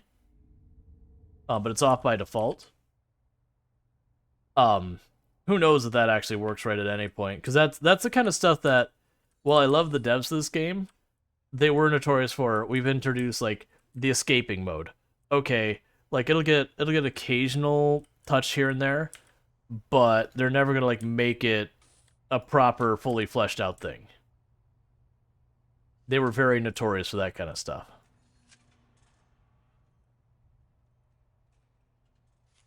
Like they would very clearly, it's like this is the main mode. Here's all the things that has.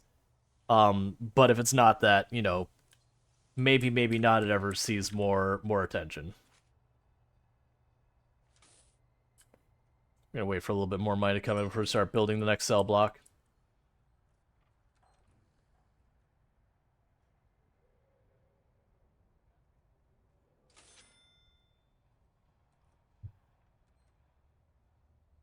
I actually wonder if you can turn on the stuff Alright, where's the guy in red? When you search the guy in red and his room.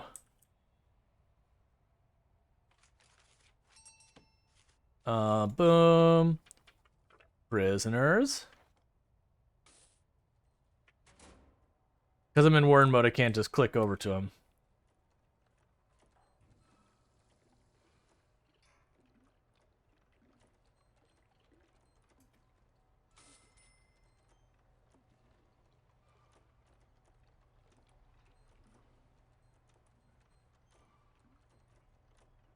There. Search you, search your cell.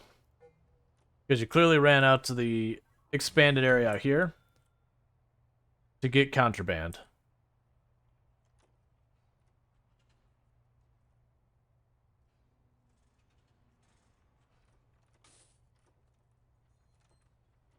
Alright. Now here, we can put the concrete tiles there. And there.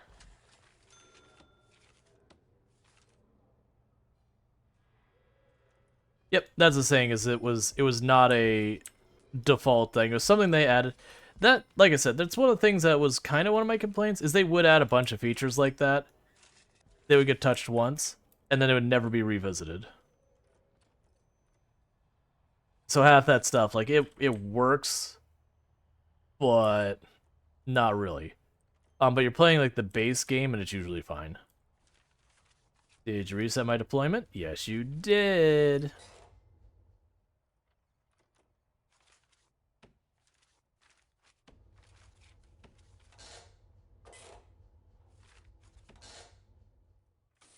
Let's see, I'm currently achievement hunting in Sandrock, and I discovered it's really hard to come in last place in the Workshop of the Year awards. I haven't done a single commission all year, and I still somehow took second place. All of my workshop reputation has come from the main story quests. That could be one of those ones that's like super duper hard, if not impossible to do once you've made a lot of progress. It might be possible if you take commissions and you fail them or something, like you don't finish them, that maybe that might be a way to lower your workshop rating. I don't know. I haven't played Sandrock. I played a bit of Portia. Are you not connected? I bet you it's not connected. Mm-hmm.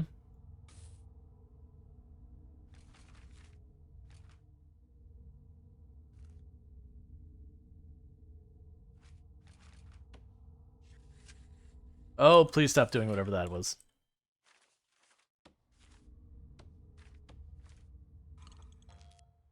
Oh, I see. I have to connect it from... I see. So I connect it from here to there, not the other way around. Okay, so now I should start bringing in money from selling power. Oh, do we have, yeah, prisoner reoffending. That's fine.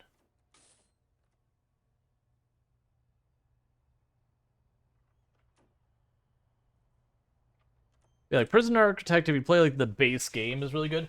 But even some of the stuff, like they had the way the prisoner intake used to be. So I think like anything under the mutators, just assume that it's, you know, use at your own risk, expect there to be demons, that kind of thing. The gangs are a little bit more fleshed out than a lot of the systems. But that'd be my only criticism of the dev. It hurts my soul to deliberately fail to get an achievement. Yup. What hurts even more is achievements that you can only get at the beginning of game kind of things. Like you hit a point that you can no longer get the achievement.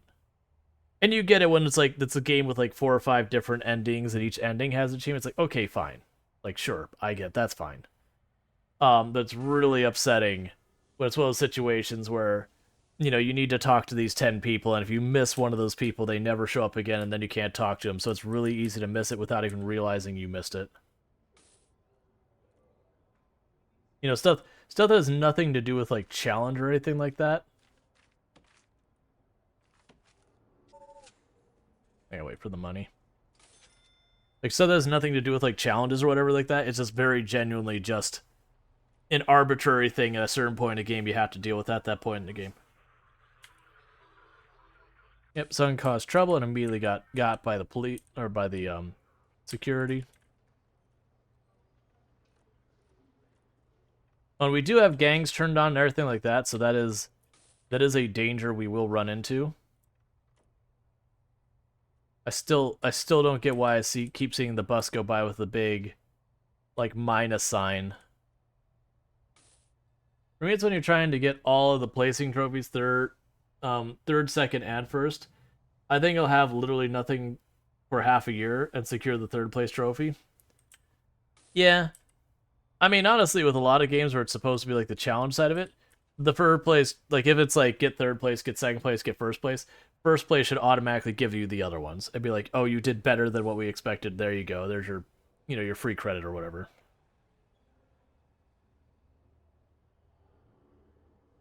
All right.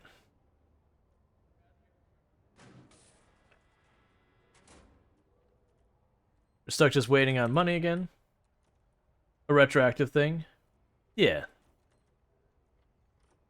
Like, unless it's a one-off event that's really easy to fail and that, like, one of the people at the event is like, hey, if you take the fall, I'll give you a thing. Like, that's different.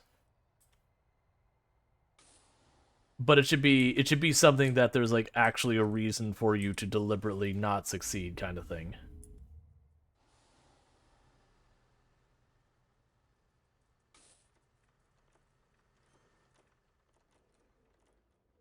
Alright, we're stuck just waiting on money because of reoffending prisoner. We also don't have anyone ready for parole right now, so I'm not going to get my instant parole money. It's fine. I like how I have only 16 prisoners. Like, consider adding death row to your prison. I'm like, no, I have, like, 16 prisoners. I feel like there's a lot of things I should be prioritizing before all of the infrastructure stuff that goes into death row, because death row is a whole process in this game. Which is good, because it's actually a whole process in real life as well.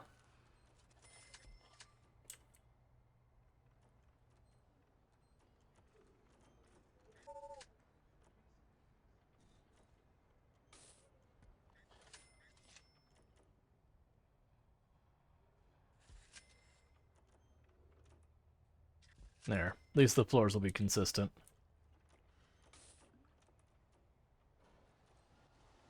Like, the way this one works with death row is you have someone who is, by the court system, they have been, they're put on death row, they're all that kind of stuff. But, like in real life, just because you're put on death row doesn't mean they walk you in a room and they just execute you on the spot. There's appeals, there's all that kind of stuff, that they have a couple different ways they can try to appeal their case, to say, hey, you know what, that's cruel and unusual, or whatever defenses. And so this one you do have to have them go through and like they do their appeals and all that, at which point they can be taken off of death row if their appeal's successful. They're still a prisoner. It's just, they're saying, hey, the death penalty is way like isn't a reasonable response to this. So then they're just put as like a maximum security prisoner, which I appreciate because it was a whole thing that people were trying to like make Mimi Death Factory kind of prisons, and it effectively makes that not a thing because you end up with so many just max security prisoners that are going to be there forever. Yeah, in real life they can even appeal to a different execution. That's not a thing in Prison Architect. Like, that's the thing. This is loosely based on the U.S. prison system, but also takes parts from like the U.K. prison system and a couple other ones. So I don't really know where the lines are between them. But that I guess they're allowed to like take a defense of insanity, which again, that isn't to get them out of your prison. It's just that they're off death row. So they're just a regular prisoner at that point at max security. They can appeal that the punishment is disproportionate for the crime committed, like that kind of thing. Man, the 2 reoffending on the same day, that hurts. That hurts a lot. I was like, the cutscene for not taking first is pretty funny. The guy who takes first actually dabs. He's in his 40. How embarrassing.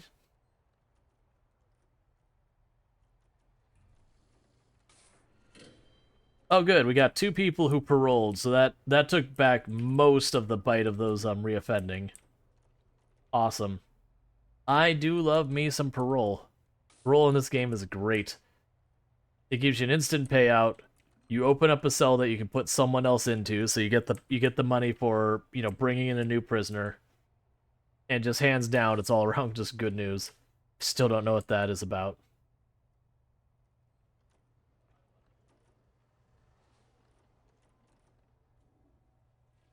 That said, still stuck wing. You wonder if anyone's appealed for the guillotine?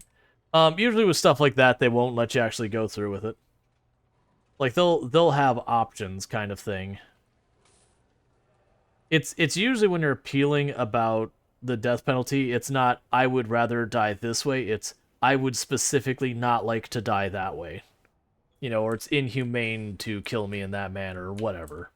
Or, you know, it goes against my deeply held religious beliefs or whatever.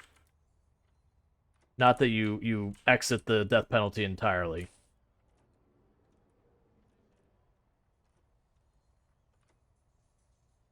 So like if you had a like firmly held belief, like, you know, your religion was like, oh yeah, you know, being injected with stuff is not cool, like the injection penalty, or like, hey, you know, a lot of stuff supports that this is like super duper awful and painful and terrible.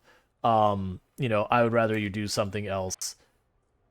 You can appeal that, and you don't get to say this is specifically how I would like it. And you can suggest stuff, but it's not like they can obligate the prison to suddenly do a type of execution that wouldn't be normally permitted or whatever.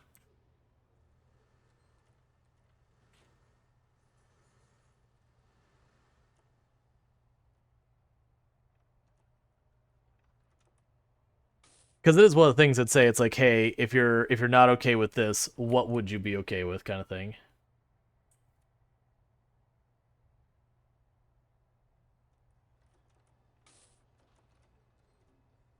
Because my assumption is if you said, oh, I'm appealing that I don't want to die by this way, and like tried to, you know, rule out everything, they just go, well, too bad.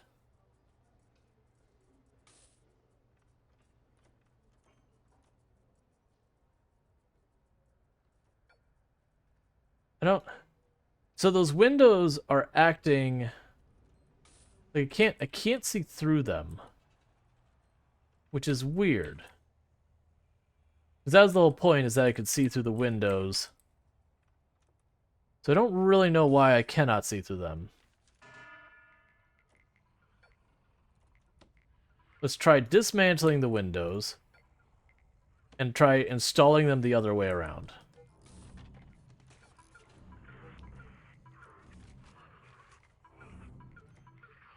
Your scientists are trying to get... I'm sorry. That's no fun.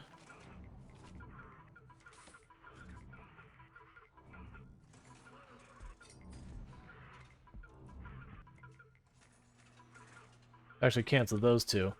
So we've got two windows facing each way. That'll tell us if we can actually see through those. Because I know you can see through the glass walls. And you used to be able to see through windows. I wonder if it's a warden mode.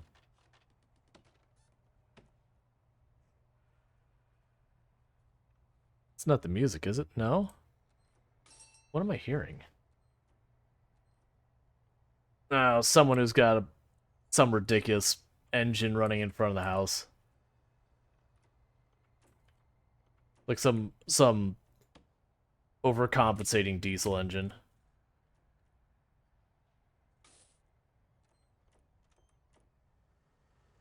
It's just like I was hearing just like the echo of it, so just hearing what sounded like kind of like a subwoofer like going back and forth was like not music, and kind of going, what is that? Once I took the headset, I was like, oh, that's just someone with like a really big diesel engine revving it for no apparent reason. Let's see, why has it gotten worse as I've gotten older? Oh. Can you do prisoner naming in this game? No. At least now without mods I'm aware of. I actually had the naming thing on at the beginning, and I was like, oops, and I had to take it off. No, stop sending the prisoners back.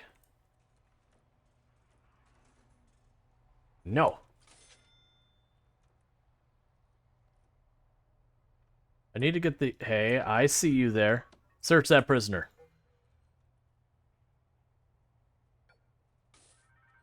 Search her cell as well. Because they went to their beds, I'm assuming they stashed whatever they snuck.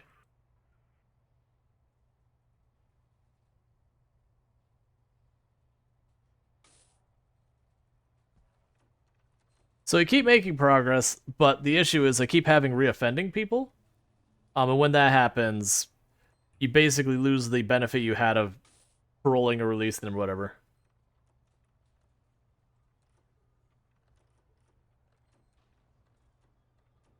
So until we finally get some of them to stop reoffending for 2 seconds, we'll be in good shape.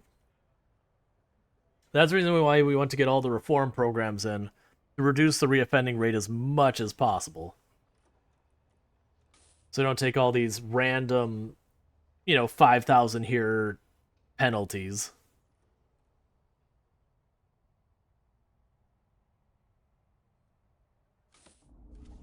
Maybe I have to make more solar panels. Because it's getting right about to expand my prison, but I haven't had money to actually build it in a while. Because we were saving a little bit of money so I knew I could run the utilities and set up a cell block. And since then, we've had people rotating in after reoffending. Because my understanding with the game logic is what happens is at the moment the prison, like the prisoner leaves, it rolls a dice and says, are they going to reoffend? And then if yes, they reoffend and they come back at some point in the future. If no, then they stay out forever.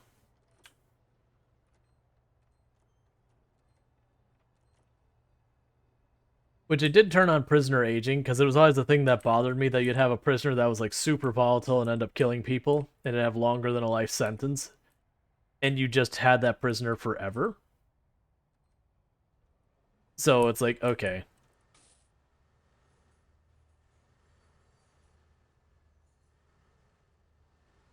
Why is there a supply truck just driving by endlessly? Okay, sure, whatever.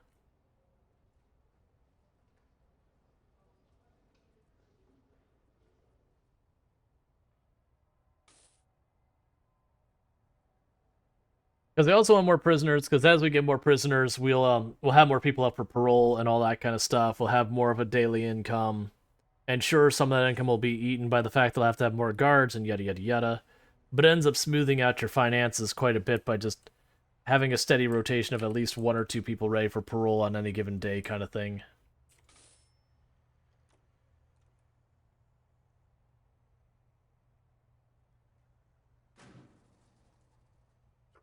Yeah, so days without incidents hurt us a lot.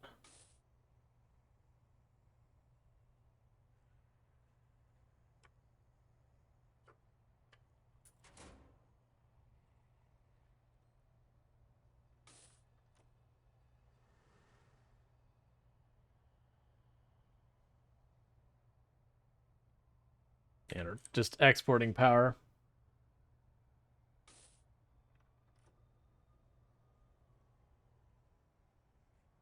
All right, give me some money so I could expand my prison, so that we can then get the education stuff going to improve our reformation, to reduce the rate of reoccurring, all that kind of stuff.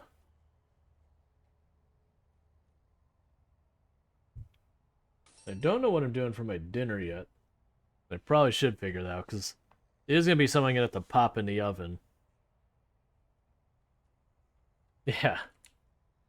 To be fair, we threw him in a cell. We took kind of crap care of him, and didn't give them work training or anything. Pizza? Well, we just did pizza the other day. Like, I just literally finished the last of the leftovers today. It might end up being a frozen pizza, because I don't have anything like fast, like a charcuterie, that kind of thing. Actually, while we're waiting for the money, the danger level is food is the big complaint. All right. Go check one thing real fast.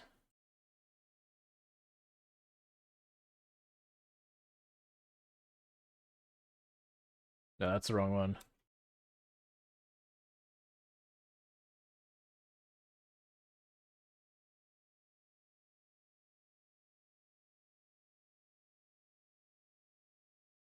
Oh, it's closed day. Never mind. I was actually sitting there like I had an idea for something I could order. I was gonna be like, yeah, I'll just order it before Tomb gets here and all that kind of thing. It's like, oh wait, well, they're not open on Monday, so that's not gonna be a thing. Yeah, so you have food complaints. Let's see. I mean, crap. The cells are nicer than one I had while I was in county. Yeah, all of these are order a burrito. Order burrito. I'm trying to think of where I could order burrito. I probably won't do something like that. Like I don't like. I'm not going to Uber Eats or whatever. Streaming doesn't pay enough to be paying all those delivery fees. Um.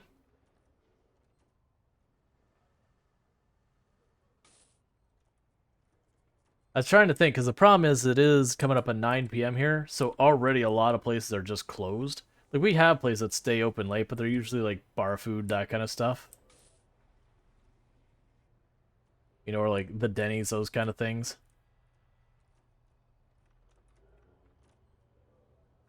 Alright, so our finances will hopefully recover soon. Hey, buddy.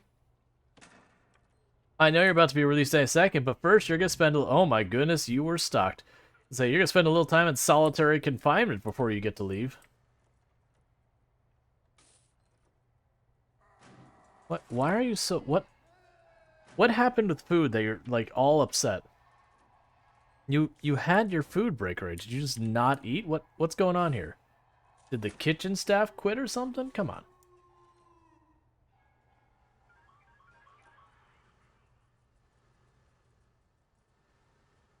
Alright, so I think we got a bug, so bear with me for a moment. I'm going to save the prison again, and we're going to reload it. I think what's happened is one of the delivery trucks has gotten bugged. And it's just doing laps again and again and again. And it's preventing me from getting new deliveries. That supply truck right there. Dismiss vehicle.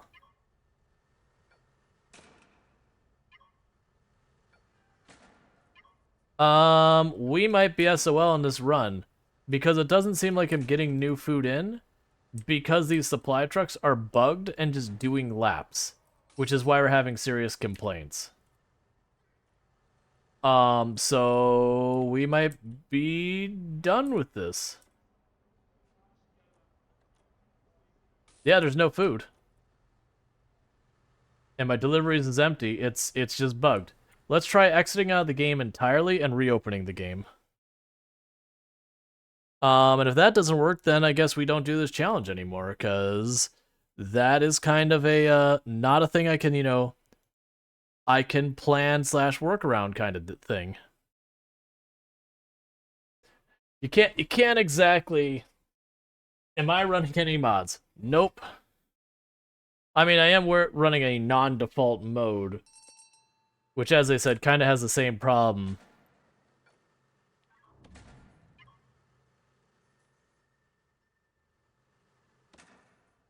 Yep. Yep, bugged run. So save file is scuffed, I guess. Because it should be delivering food. Because even if you don't have money, it'll still take the money out of your balance. And you just go farther into negatives.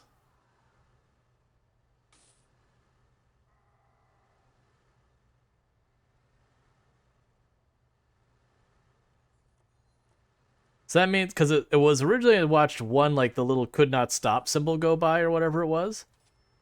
I mean, now it's saying ingredients. Okay, are you going to actually bring the... Okay. Oh, they must have changed it, so I actually do need to keep a positive balance. Well, that's upsetting. So that's not how it used to work, which is fine, I guess. It just means I really can't go negatives.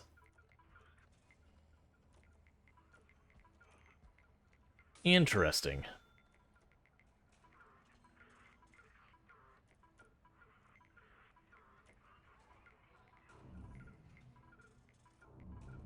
I started to set it up, and I never did follow through with it. I was starting to set up, it was a thing that people would be able to, while you're streaming, be able to effectively, like, you know, pay for your meal kind of thing. But as well as things I had, like, set it up with a whole bunch of different stuff, and I looked at it as, like, I don't know. Like, this feels weird, because it's also those things that, I don't know, like, how you'd control that they only... Like, you know, if we had dinner plans, like, yeah, stream eats. It wasn't that one, but it was the same idea. But, like, you know, this day, like say like this day I had plans for dinner, be like, yeah, no, I'm not gonna accept stuff. It really was kind of confusing. I'm like, all right, is it gonna be a thing that someone says I would like to buy you a meal, and then I approve it, and then they do that kind of thing? That it just kind of made me hesitate. And also, generally, I just need stuff to pay my bills more than that. Usually, eating cheap is the better option. Remember one's favorite friend who set that up? Folks would send him Wendy's because that's his favorite place to get fast food. Yeah, because what it was is, if I remember correctly, if I want to say like, what you'd say is, I want to like, you know, you can get me a burger or whatever, and I wouldn't necessarily tell you where you're getting it, kind of thing. Jack would buy you low. Well, that's the thing. You don't get to choose what you're giving me, kind of thing. Is I would have a list of like options, and that those options would then wire up, because they also don't want you to accidentally dox yourself by being like, I like this, you know, this restaurant here that is only in my town and only right here, individually and specifically, right near where I live, where you have no question about where I live if you look up that restaurant. They wanted to avoid those kind of situations. So it'd be like, buy me a burrito. And then it would go to, you know, whatever you would have chosen your local, like, Tex-Mex place that works with them or whatever. We just mail you a bag of onions? No, you can't, because you don't have my address.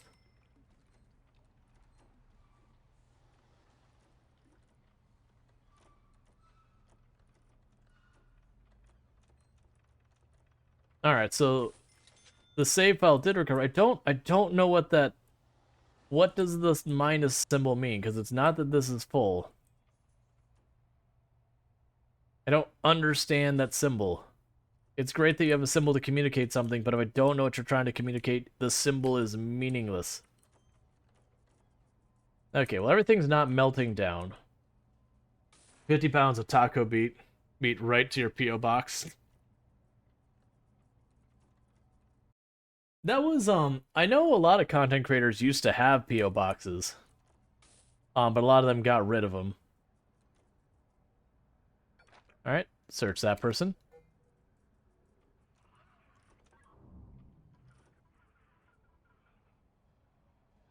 Like, as well as things that you pay to have it all the time, they so rarely get used. And then some of the time they get used, it's trolly stuff like that. Just kind of, I was like, yeah, we're gonna put a company in the middle where we can kind of control. Like, that's kind of the idea behind Throne. Um, is I consider and say, I would like you to give me this, and it's not you just randomly mail stuff to my P.O. box. It's that there is that middle thing that, you know, make sure you're getting the things you actually want and not just being trolled with stuff that could be potentially harmful or whatever. You know, one RP streamer who still does, needless to say, he got 50 pounds of mac and cheese to his P.O. box. He donated to a shelter. Yeah, that was, there was a content creator I watch on and off here and there that, I won't say the name or whatever, but she was using, I don't know if it's Throne or something that came before it, but you can add your own items to it, and she wasn't watching very carefully on the units of something, and I can't remember, something like rice or something that she was getting. And so the price didn't look like that much when you consider shipping and all that. And then, you know, she got it and ended up being this like absolutely absurd amount of rice, because rice is super duper cheap. So it's one of these things that, you know, you end up with like, it's like 200 pounds of rice or some nonsense. It's like this crate of rice. I mean, it's still individual boxes and whatnot. But yeah. It's one of those things, she's like, what the hell am I supposed to do with all this rice? Posture check. Oh, it'd be real nice if we wouldn't have 3,500 individually wrapped grains of rice. Why does it endlessly feel hot in this room? My fan's on. Your greed will be your downfall. Just waiting on the money so I can keep going. We've had bad luck with recidivism.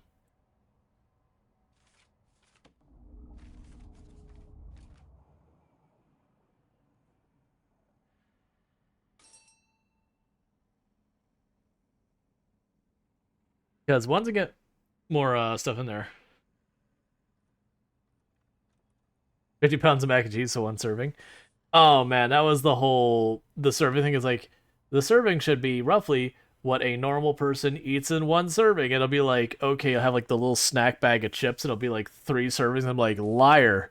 The average person is not taking this tiny little snack bag of chips and eating that crap in 3 separate meals. They're either opening that bag and eating it or they're not. For 1,500, I could fill your house with ping pong balls. Probably.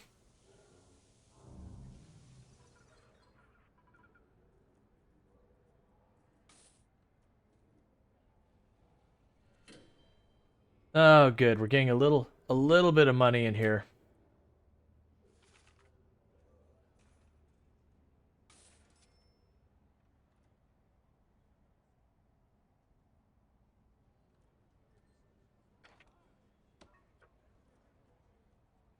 Ping pong balls, all the fun of a ball pit, the bigger choking hazard for infants. Eek.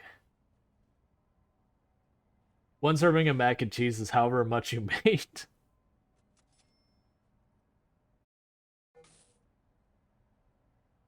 All right. Okay, so hopefully we can start getting some of these new cells made. All right, so it was a 2 on the right? Oh, of course. It's fine.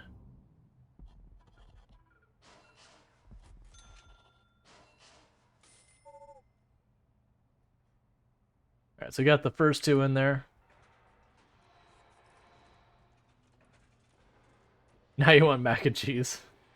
You can bulk order from overseas for like 0.0 or 0.01 cents per ball. Yeah. I mean, there's very little material in them.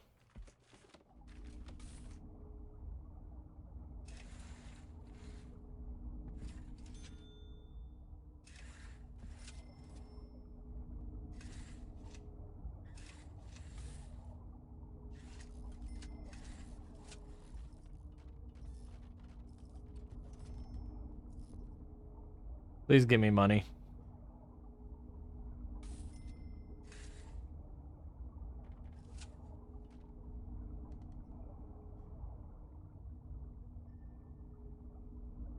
Gotta hydrate.